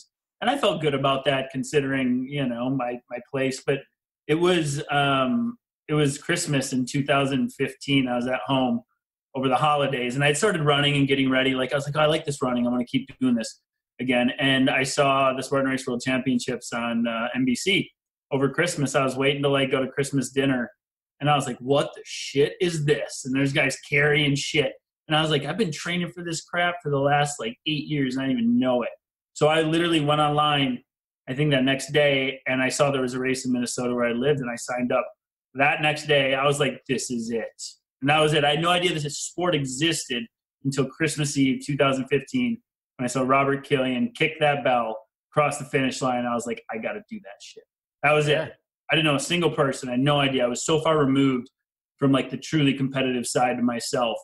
But when I saw that, it was like an instant. It was almost like this weird moment where I went from like trying to figure out what I was doing with my health and fitness to like I knew instantly what I was doing with it in literally 1 hour TV show.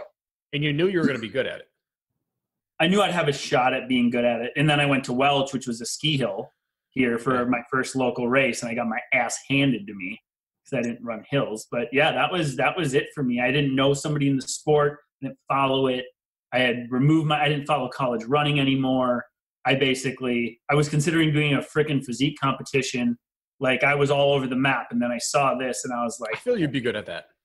What's that? You have one of like the better, like human bodies I've ever seen. Keep going. Like usually you see like people, like when you take a race photo or like a start line photo, or you just stand around, like the only people you generally see with that level of like musculature are people that are like posing for a picture. I feel like you walk around at a level of like physique that like just a lot of people can't or won't do. So I feel like that would have been a good field for you. That's awfully nice of you to say, Brakken. But I think that's mostly you're top heavy. Yeah, your legs are a little top heavy. I do have a little forward lean from these chesties I got carried around. But I'm glad you chose OCR over swimsuit battling. You know what? And I'm down to lifting like this week I only strength train once. It's race week. I'm down to twice a week, and like my body has so much damn memory. Like I'm not shedding much weight. It's like, it's really weird because the scale won't budge from 170, even if I'm a little light on my nutrition and I backed off my lifting, which I have.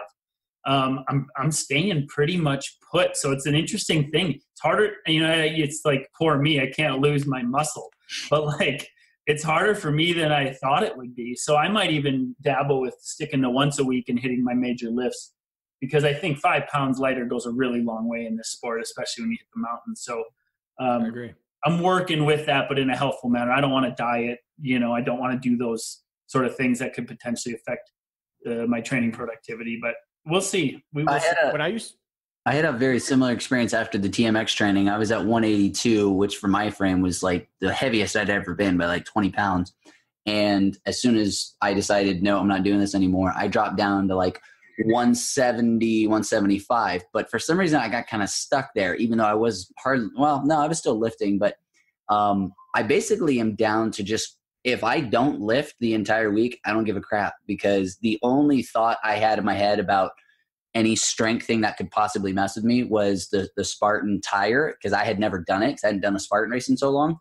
And then when I did it in Arizona and I flipped it really easy, I was like, okay, I can really lay off the strength if it is even slightly going to make me even a little bit sore for my running the next day. And so I'm down to like, I might lift. And when I say lift, I mean do pull-ups. Like I might do some body weight exercises like once a week just to maintain what I've got. And I'll dead hang and do grip strength stuff, but I'm basically doing zero strength. And I might balance that out coming up soon, but there's not really any need to. Essentially, there's nothing hard in Spartan race except for the pace. Yeah, and also like I use the word like diminishing returns, and it's really true with your strength and size. Like you only need to be so strong for this sport, and carrying a sandbag isn't about having brute strength. In fact, I think it's almost the opposite of that. You need to be able to carry a sandbag, and you need to have an engine to do it when you're already tired. Like it has nothing to do with how much you can bench or even how much you can pull. Like it has nothing to do with any of that. And people think it does, and they're so wrong. It's true. Like you don't need to be big to carry a bucket. You don't need to be big to carry sandbags or do any of those things. Maybe you need some weight to leverage the Herc hoist. Okay. Big deal. Like, yeah, you know what I mean? Like, I don't think you need to be as strong as you think. And right. You touched upon that there. And I think you and I, probably everyone who's done it, had the same rude awakening where we thought like, in college, I can do 30 pull-ups, I could run a 4 whatever mile. Like you ran 350, right? In the 1500. Yeah. Jeez. Yeah. So what's that? 407, 406? Probably closer to 409 yeah. Okay. We'll split it, call it a 408. Like, you can run a 4 mile. You can do 3 pull-ups. Like if I just had to run 408 and then do 30 pull-ups and run 408 and do 30 pull-ups, like we'd be world champions. That was my thought. That was yours. Right. And we got super exposed to that first race when we realized it wasn't as simple as doing 2 things you're good at. It was how much one took away from the other. And so you and I, like for those who don't know, we have a lot of phone calls, you and I do. Yeah, we do. Yeah, every week we're chatting. Yeah, a couple times a week we're on the phone and talking just training. And I'd say that the bulk of our calls center around up or downhill training. And then this term that you and I both use, that we either talk about transitional running, fatigued running, or compromised running. I think you use compromised. I use compromised a lot, and I use fatigued running a lot. But like the same concept we're both very big on. And it's not about I'm super strong, I can get super fast, and now they combine to like Voltron. That's not the way it works. It's you have to access them both simultaneously, and that is a learned skill. But once you learn it, you don't need to be super strong. You just need to be super good at accessing what you do have. I agree. I remember going over my first 8-foot wall in a race. It's a wall. I can do 35 pull-ups. That's not a problem. And I go up the wall and I was blown up over a wall.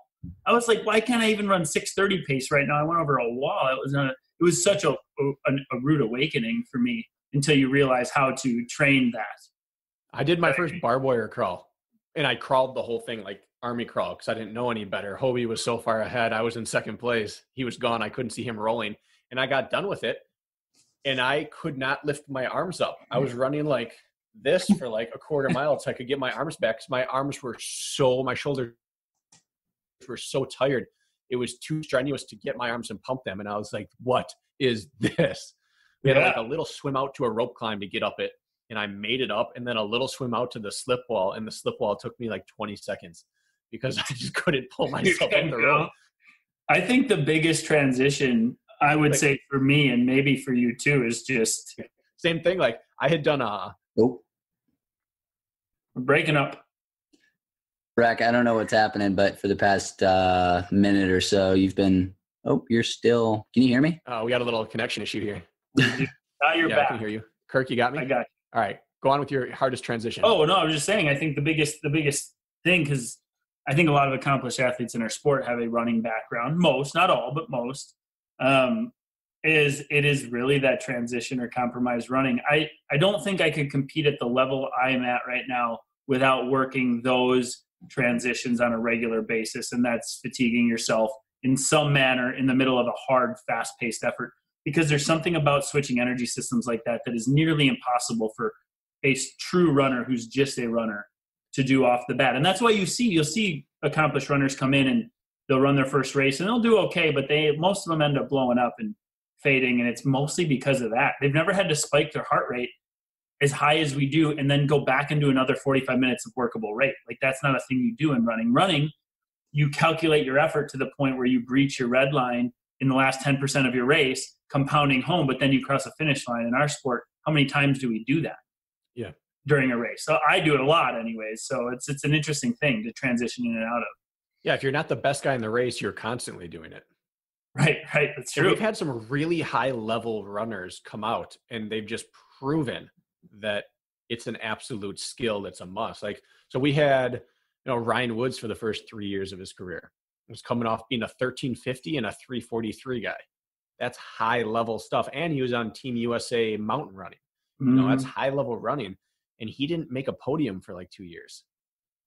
But to his credit, he just kept taking his lumps and coming back. But there was a bunch of other guys. We had Jordan McDougall. Jordan McDougall is a 14 flat guy.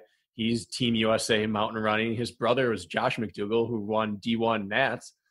This is a high pedigree runner. He's run like 4 flat in the mile. A lot of fast times, and he's made a couple second or third place savages, and that's it.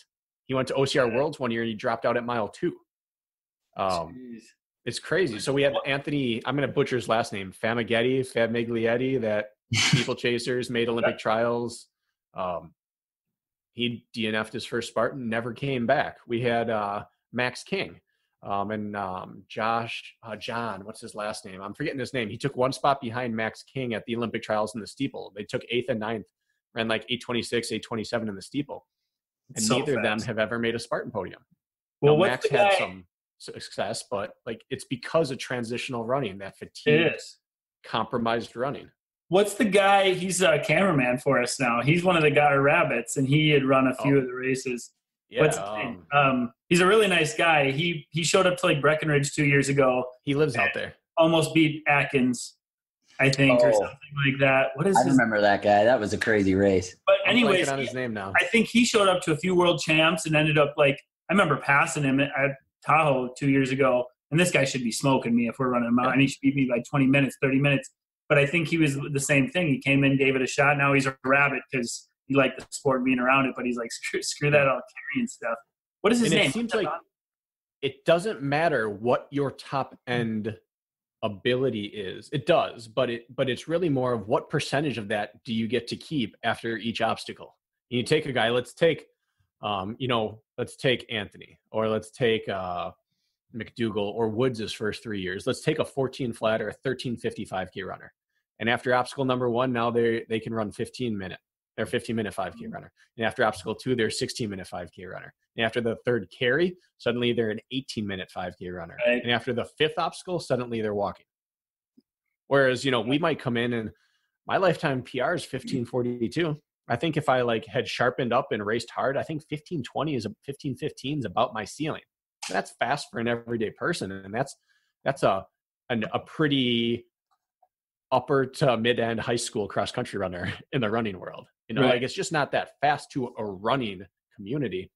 And yet I ran a triathlon last year and hadn't swam and hadn't biked. And just my only goal, you remember me talking about this? My goal was to kill myself on each leg so I could just practice compromised running. And I ran like 16:55 off the bike. After all of that. That's so fast. And the course had like 160 or 170 feet of gains. So it wasn't a super flat run after all that. And guys, we've done. Wasn't that Breckenridge race? Wasn't that 2016? I think so. Might have been. Was it John Donovan? JP Donovan. JP Donovan. There you go. For some reason, he ended up. For some reason, he didn't end up right behind Atkins. Like they were right there. So I don't know how this is possible, but it's saying that Atkins got where is it? Something happened that day. I don't even know how that's possible because all they had was the barbed wire crawl left and then the finish line. Because it shows that Atkins is in 5th and John ended up behind Woods, Trammell, Novakovic, Batris, Kent, all the way down to 11th. Maybe he had like a burpee penalty or something. Were they delving out penalties at that time? Yeah, I'm not sure what happened. But he got anyways, the point is he's very fast, and the people who are good in this sport, we have very few people that can run sub 15 anymore. There's probably like 3 or 4 guys at the top of our sport that can run in the 14s. And that'd be like such an embarrassment to the outside running world. But the fact is it doesn't matter because they can all run 5-minute pace when they're really, really, really compromised. And that's all that matters. Well, I'm so happy for that because this is, Kirk, I'd like to see your opinion on this. I was looking at the 3K OCR World Championships last year, and this kind of just put another drop in the bucket of making me think that even with how well-rounded obstacle racing is as far as creating a well-rounded athlete, it is still drastically skewed towards your running ability. I'd say to the same degree that CrossFit is skewed towards Olympic lifting versus all the other disciplines, because in the in the shortest, most obstacles stacked race we've had, OCR 3K, 1.8 miles, I think there actually ended up being 42 obstacles. The guy with the greatest aerobic engine still won, and John Albin, and won handily. No one was even close to him. And that to me was just a testament that the sport is still, I think, primarily about who's got the best aerobic engine. And I don't know if I necessarily like that or think that is where OCR is going to end up or should end up. Well, I mean, what was his winning time? How long was he on the course? It was like 15 or 16 something. So let's equate that to like an average college 5K-er. Would that be considered a distance runner or a sprinter? It's a distance runner for sure. Correct. So it's still about, 15 minutes of high work rate is you're tapping into your aerobic system. So your argument is sound. I mean, that's still what it is. Your overall ability to do work is like. But is that the only spectrum that we can operate on, is just shortening the length of the race or changing the content of what takes up those 15 minutes? Because wasn't that what TMX was about? Well, it was, and it went under. So that's an interesting point to make. But had it not, what did it show? That was lifting was now way more important than it ever had been, and your engine still mattered. And that was still a 11 to 12 minute long race, which is still an endurance race. And yet it was still, you're saying, we filled the content of those 11 to 12 minutes more evenly than even our most stacked OCR did. Yeah. Once you cross 2 or 3 minutes, it's an aerobic event. Yeah. Entirely. And not entirely, but primarily. It's like, as long as it's a foot race, you're going to be testing aerobic capacity, and it doesn't matter. Like, it doesn't matter how tough you make obstacles. It doesn't matter like what it is. As long as they make it a race, it's a running race. It's a contest of running. I'm not saying that it shouldn't be primarily an obstacle. I'm saying there's no way around it. I think if you want to take it away, all you're left with are other sports like CrossFit or Ninja Warrior. I think it is possible, because I don't think it's either not about what I'm not saying it shouldn't be about aerobic ability. What I'm saying is it shouldn't be so drastically about aerobic ability. I wouldn't necessarily, like, I have way more fun doing the OCR championships than something like a Tough Mudder X. But on paper, I think TMX above CrossFit and above just general OCR would take a more legitimate stab at defining one of the best athletes on the planet. Well-rounded. Nah. Athleticism has nothing to do with that. Let's not confuse athleticism with trained strength or trained fitness. Or trained fittest athlete. Not most athletic. Maybe even that, I think it's a crapshoot. How could you possibly say that a CrossFit or a TMX athlete is fitter than an Ironman? Fitness is just a test of what you've trained to do. Right. If you want all around fitness, even that you have to define. You're totally right. This is not something that can be just briefly talked about, but I'm saying just from a high level overview, taking a stab at the largest spectrum of non-extremely specific disciplines that are from an athletic base that you can, and putting them into one event. I think that valued that put most of them, that was the value that put almost all of them on an even level. Like in the OCR 3K, it's still predominantly by a massive margin about your aerobic ability. I don't really want to go all the way to TMX, but what I'm saying is TMX valued, if you had a crap aerobic engine, you lost. If you had crap strength, you lost. If you had crap obstacle proficiency, you lost. It made you value all of those things at almost the equal amount. Whereas Worlds, you know, John Albin just happens to be one of the better obstacle guys out there, but he won because of his aerobic ability. You want a hot take then? TMX wasn't obstacle course racing. Oh, no, I know it wasn't. And so at that point, in order to make it be like super even across the board, you had to change the entire sport. Obstacle course racing, if you just look at those words, it's running and it's obstacles. Strength has no business there. So, no business whatsoever. But then you define bucket brigade and sandbag as not obstacles. I don't think carries have any business in obstacle course racing. I think that's a task. I don't think that's an obstacle. Huh, okay. And I've said that from the beginning. That doesn't mean I don't like them. Right. I'm just saying, like, if you want to define the sport of obstacle course racing, well, what part of obstacle or racing is carrying something heavy or pulling something heavy? Like, that's not an obstacle. That's a task. Kirk, do you have a take on that? I agree with you. I mean, I agree with you on that, but it's like, I don't know. I think we all kind of like to like mold our own definition of what this like is supposed to look like or what it's supposed to be to somehow like just suit our skill set a little better. Like it should be more like this, or it should be more like that. But like it is what it is. And if we talk like let's say I do mostly Spartan racing, and I know Brakken you do at this point as well. Like, no, it's not. It's Spartan racing is what it is. It's not obstacle course. It's like, do you know what I'm saying? Like, does it need to be defined by anything? I don't know. All I know is I'm hooked on like this particular avenue of obstacle course racing, and I'm fine with it. Like, I like it. I like that it has different elements other than hanging on stuff, and I like it has different elements other than carrying stuff. I like that it has them both, and I think it's an appropriate test of multiple things, and that's why we show up.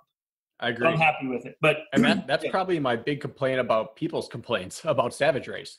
Like, oh, the carry's a joke there. I'm like, that's not what Savage Race is.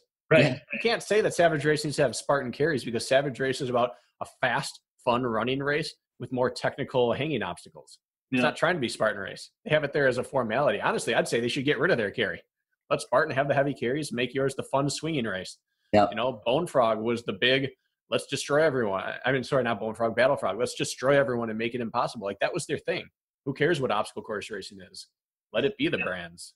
Dude, that Savage Race has got to be my favorite. That's why I fought rejoining the Spartan scene for so long, because I just acknowledged, dude, it just takes years to develop the trait that you need in order to be good at Spartan, and that's your running and aerobic ability. You know, Savage still is important, because if a fast runner comes out there, then you're in the same problem. But Battle Frog gave me a chance to get on podiums before I had put in the years required for aerobic development. Like, that's where I beat Isaiah the first time. That's where I beat you the first time. That's where I beat a bunch of people who I never would have stood a chance at the time, Kent, because of my obstacle ability. And so, yeah, you're right. Maybe it is this desire internally of wanting it to tweak a little bit more in my direction. Yeah, it's a good point, Kirk. That's ironic. It just seems to be the argument you hear is where the perspective is always coming from a place of tailoring the race towards the person. Yeah, that's a good point. It is what it is. The argument that we need to remove so much emphasis on running is funny, because it will always win out. Because if you took all the people in the sport now and you brought Battle Frog back, people aren't going to be feeling a whole lot of obstacles very often. You think so? I don't. Dude, I guarantee. Well, this is stupid because we'll never know. Really, and if you took the whole field now and brought them to TMX and you gave them one season with TMX, true, you wouldn't have CrossFitters making the podium anymore. That's not because it's a knock on them. It's because runners can get better at strength, and they have a higher ceiling for it than a strength person can get really high level at running. Yeah, and that's just inherently the difference between the two disciplines. Look at Ryan Woods. So Ryan Woods, I hope I'm not blowing his spot up right now. He's in the same spot as me. He strained a hamstring this week or last week. He strained it deadlifting. And most likely he's not going to be able to race hard. He's kind of got the same mindset as me right now, unless he has a turnaround in his recovery this week. We spoke 2 days ago, and he's just going to go out and try to like take top 20 and salvage a few points or whatever. But he did it. He said, I was deadlifting, and he said, and because I was so tired from my workout the day before, I came in and I just reduced all my sets. I was only doing 3x5 of 255 on deadlift. I was like, you know what? What's really funny about that is that you at this stage in your life are only doing a 3x5, 255 a deadlift, and that's light to you. Like compare that, a 255 deadlift compared to a 500-pound deadlifter, what their 5K time would be. Yeah. You know, like it's his ability to run really fast and also now be an actual strong human being who's reducing his sets on a race week down to 3x255 on deadlift is much more impressive than someone who deadlifts 500 pounds going out and running a 21-minute 5K. Kirk, with you being a bigger, stronger fellow, do you think you could deadlift the same number of pounds that you could run for your minute of your mile? That's an ugly way of asking that. I don't know a better way of asking. I deadlifted 405 that when I was injured this fall. And I didn't go higher than that, but no, I could not run a 405 mile right now. So I think my answer is no. Well, you can tweak it. You can tweak it to anywhere. So like if you can run if you lower the deadlift. Yeah, I'm not running 3 something for a mile right now. Yeah, but I didn't see the need to go past that. But there's only one person on the earth that I know can claim those stats, and he's a liar, and that's Alex Vieta. No, and I know he's a really respected person in the community, and he's also absolutely full of shit, and he's a liar. Brakken, I filmed Hunter doing that. He deadlifted 500 pounds and then ran a 5-minute mile. Okay, so maybe Hunter is the only person who hasn't lied. Alex claimed to squat 600 or 800 pounds and also said he ran a 420 mile at like 245 pounds. There's no way. And he's just lying. And he built his career off stats like this. And he's an extremely talented and intelligent man, but he's also lying about some stats that built his foundation of his career. But what a marketer that guy is, huh? He's a great marketer. What a marketer. I know I'm taking shots at him. I have nothing personal against him other than the fact that you can't lie about running to the runners. Right. Yeah, I didn't figure that out until I'd been friends with Jack for a little while, and I really got into running, and I'd go out on a run and be like, yeah, dude, I just ran. I still don't even know how to gauge this correctly, but I was just on a track, and there were some kids, and they were running 100 meters, and they were like timing each other, and I was like, oh, cool, I just want to see what I can do. And I ran, and they're like, dude, you ran like a 10.8. I was like, cool, I don't know if that's fast. I felt fast, whatever. So I told Jack, he's like, shut up. No, you didn't. Because he can tell me exactly what that means. And I'm like, you can't lie to runners about times because they'll tell you immediately, really? So you're a NC, or not NCAA, you're a Division I track sprinter. You can just bust that out. Yeah, there's no lying to runners about numbers. I found that out. Nope. Well, we're running long on time. Should we get into rapid fire here with Kirk Dewindt? Yes, we should. Let's do it. Kirk, do you prefer Dewindt or Dewindt? Dewindt. Nice, strong Dewindt. Gotcha. Dewindt. Yeah. All right. What is your favorite race you've ever run? Both favorite race ever and your favorite venue. Favorite race I've ever run, OCR specific or anything else? What are we at? OCR, we're talking. OCR. Favorite race, I love the Chicago course. Anytime I'm in Chicago, I love that course. It can be all 3 times I've been there. I don't care. Chicago will always feel like my home course, even though I live in Minnesota. So Chicago. I love it. It's flat. It's muddy. You can run. It's through the woods, which feels like home. It's fantastic. We saw you throwing up some V8 a few weeks ago. Who's your ideal sponsor? Yes, I was. My ideal sponsor. Oh, who would be my ideal sponsor? A nice dark roast coffee, which I have every morning. I could see myself hopping on board with that, or some company that makes bass fishing lures. Because I do a bit of that. That one of those two sounds. Are you a fisherman? Huh? Are you a fisherman? Oh, you know that. You're being funny. You're being funny. Yeah, when I told him I was working the Bassmaster Classic, he was like, dude, I'll skip Alabama and come out there, man. I was serious. I would have skipped Alabama to go to the Bassmaster Classic with you. Dude, such a nice crowd. It was my first time doing anything with Bassmaster Classic. It was a real nice demographic. It's the perfect combination, like right in the sweet spot between redneck and really, really wealthy. Yeah. It's That's kind of true. You get like you get the best traits of both crowds. Something that you don't know. So after I got injured last year, I literally went online that next day when I officially bowed out. I was like, I'm not racing. I got to heal.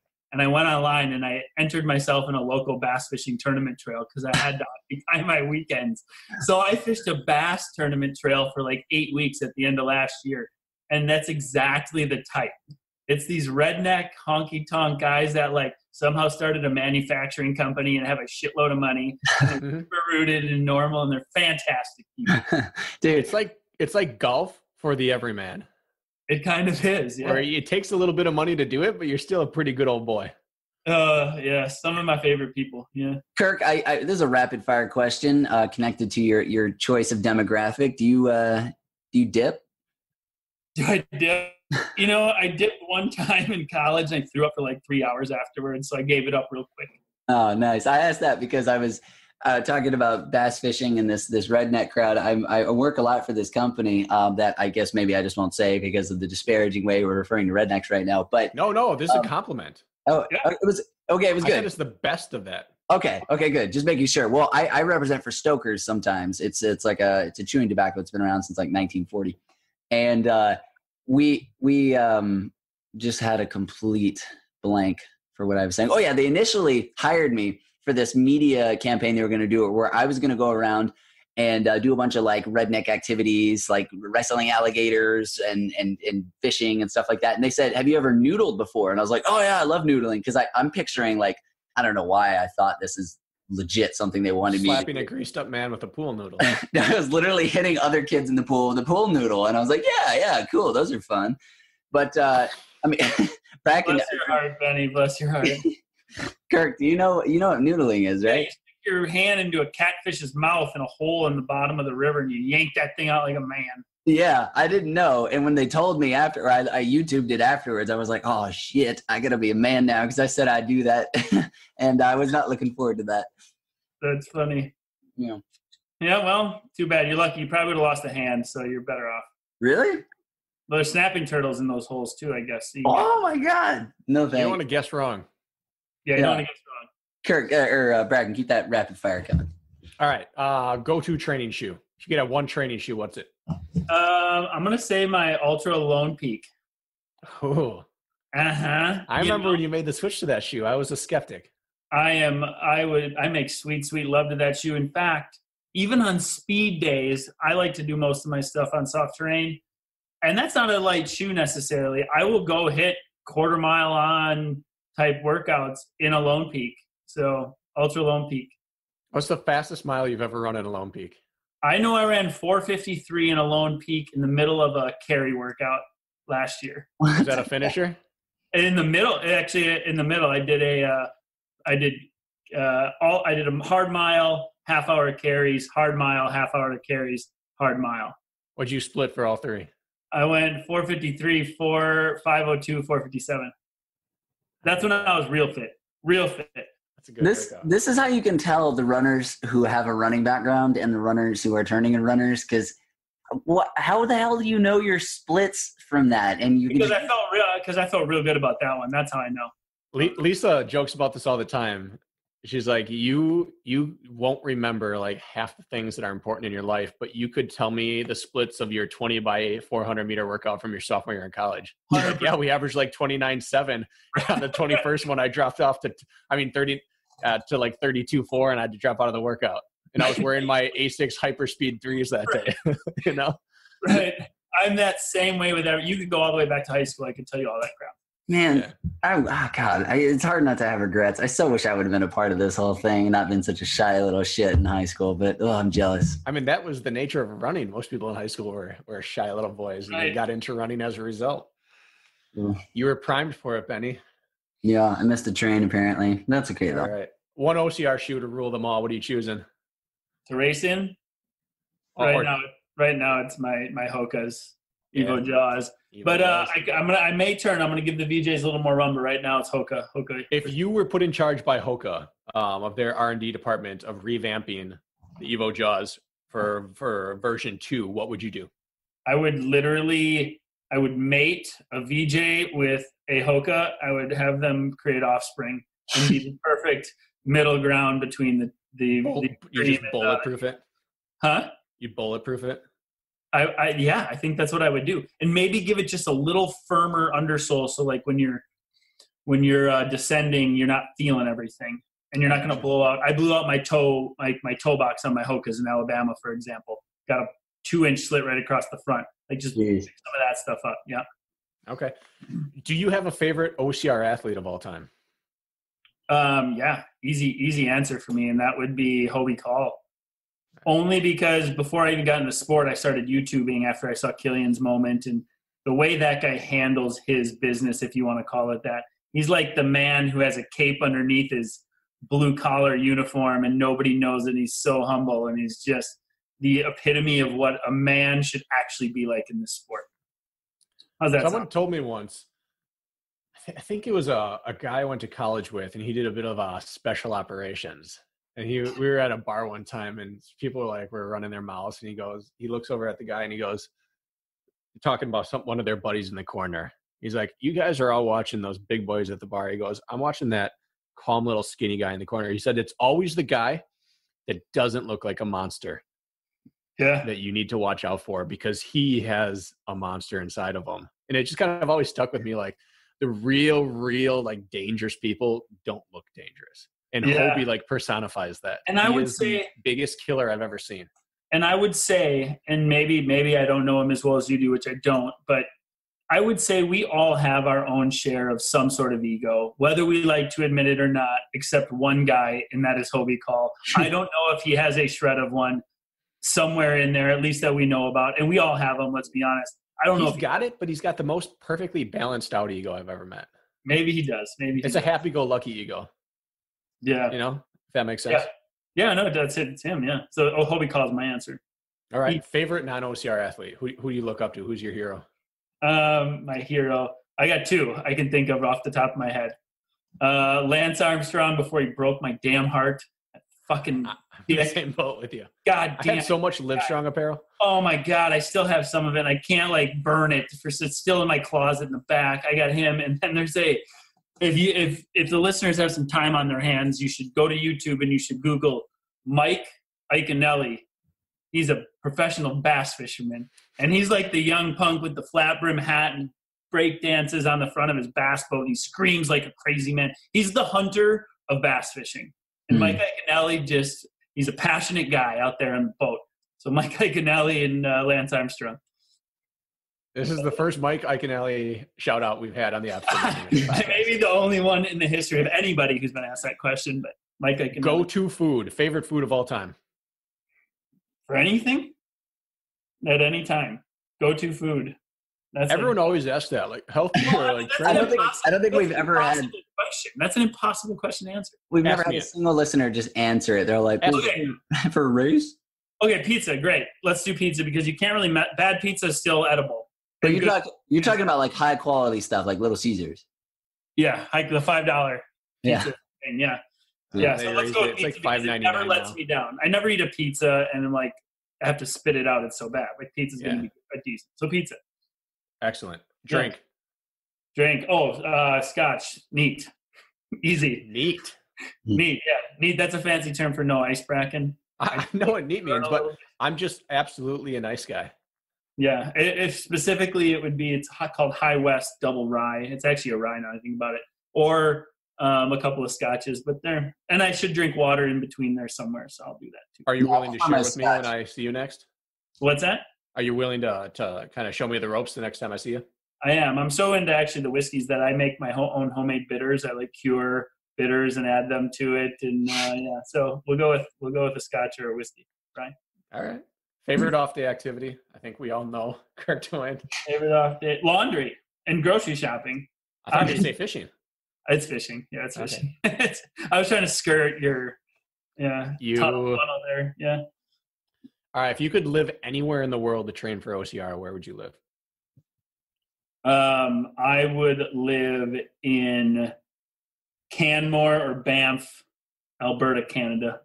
Really? That place is fantastic. You got Calgary real close. If you need to get somewhere lower elevation, the cities in Canmore and Banff are fantastic. the mountain running is phenomenal. And you still have access to decently like 3,000 feet elevation in the city of Calgary, which is 45 minutes away. The mountains are spectacular. I would live in Banff or, Canmore. What's the drive from you? For me, oh God, that's north of Montana. So it'd be like a 20-hour drive. Okay, so it's only flyable? It's too far. Yeah. For within reason. I've been there like 4 or 5 times. I love it. Will you own a little shack or a cabin there someday? If I could, I would. I don't know how that works. I guess I could do that being an American. So that's on my radar. That's a place I'm trying to break into Canada. I don't think they control that. Yeah. I would love to. Maybe someday. I want to have a cabin somewhere. So that's my. What's your athletic achievement you're most proud of in your entire life? Oh, this is an easy answer for me as well. My sophomore year of high school track, we were the 4x8 to go to state sectional meet. I had 3 seniors on the team who had never been to state in anything ever, and I'm a sophomore, so it's 3 seniors and a sophomore.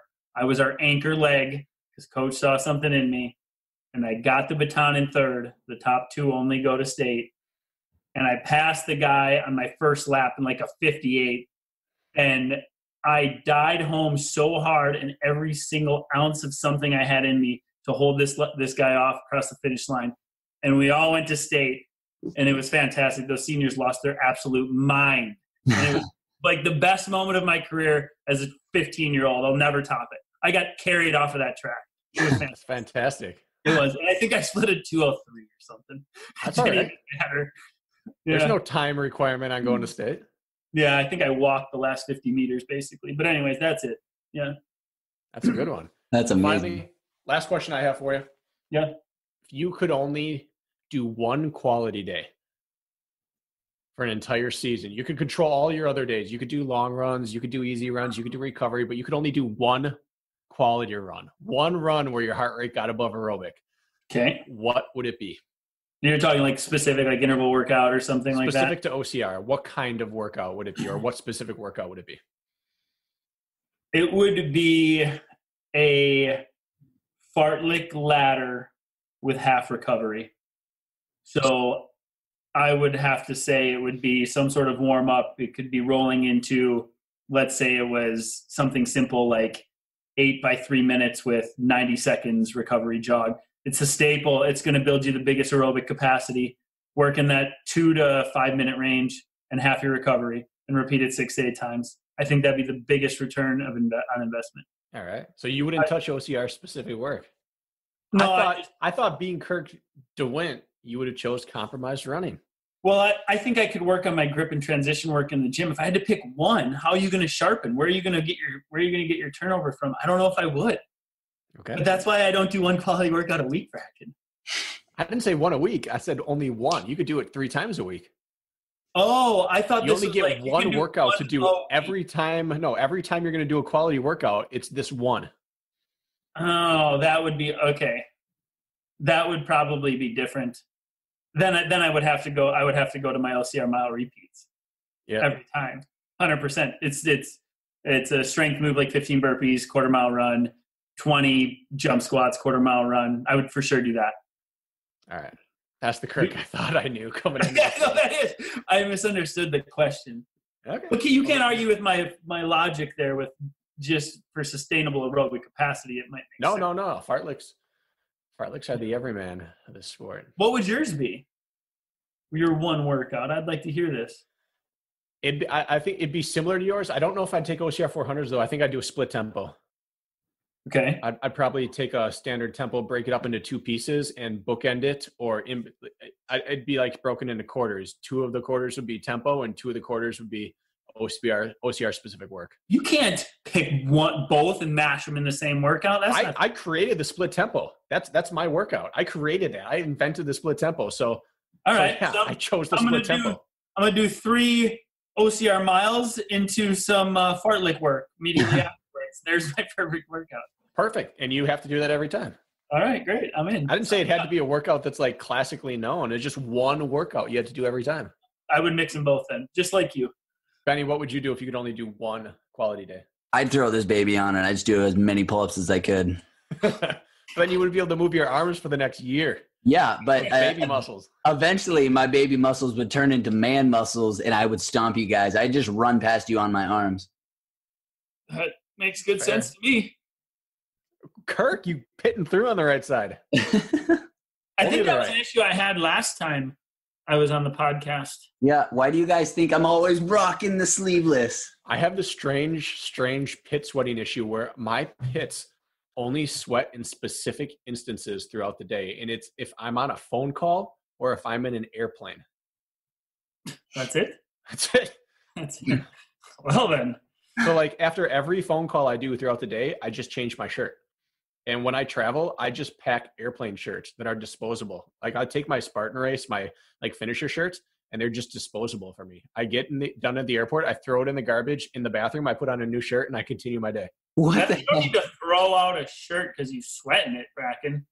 No, but I'm cheap, so I only travel with one backpack, and I do the bear fares, basic economy. And I only have so much space, and I'm not going to use that space having all my other shirts contaminated by my awful pit sweat. You can put them in bags, dude, or you know how much money you're spending? Is that not that's this whole thing. Putting it in a bag, carry it around. No. Into like a Walmart bag and then put it right back in the backpack. That's this whole thing. I'm not getting into my backpack is jammed packed with everything I need.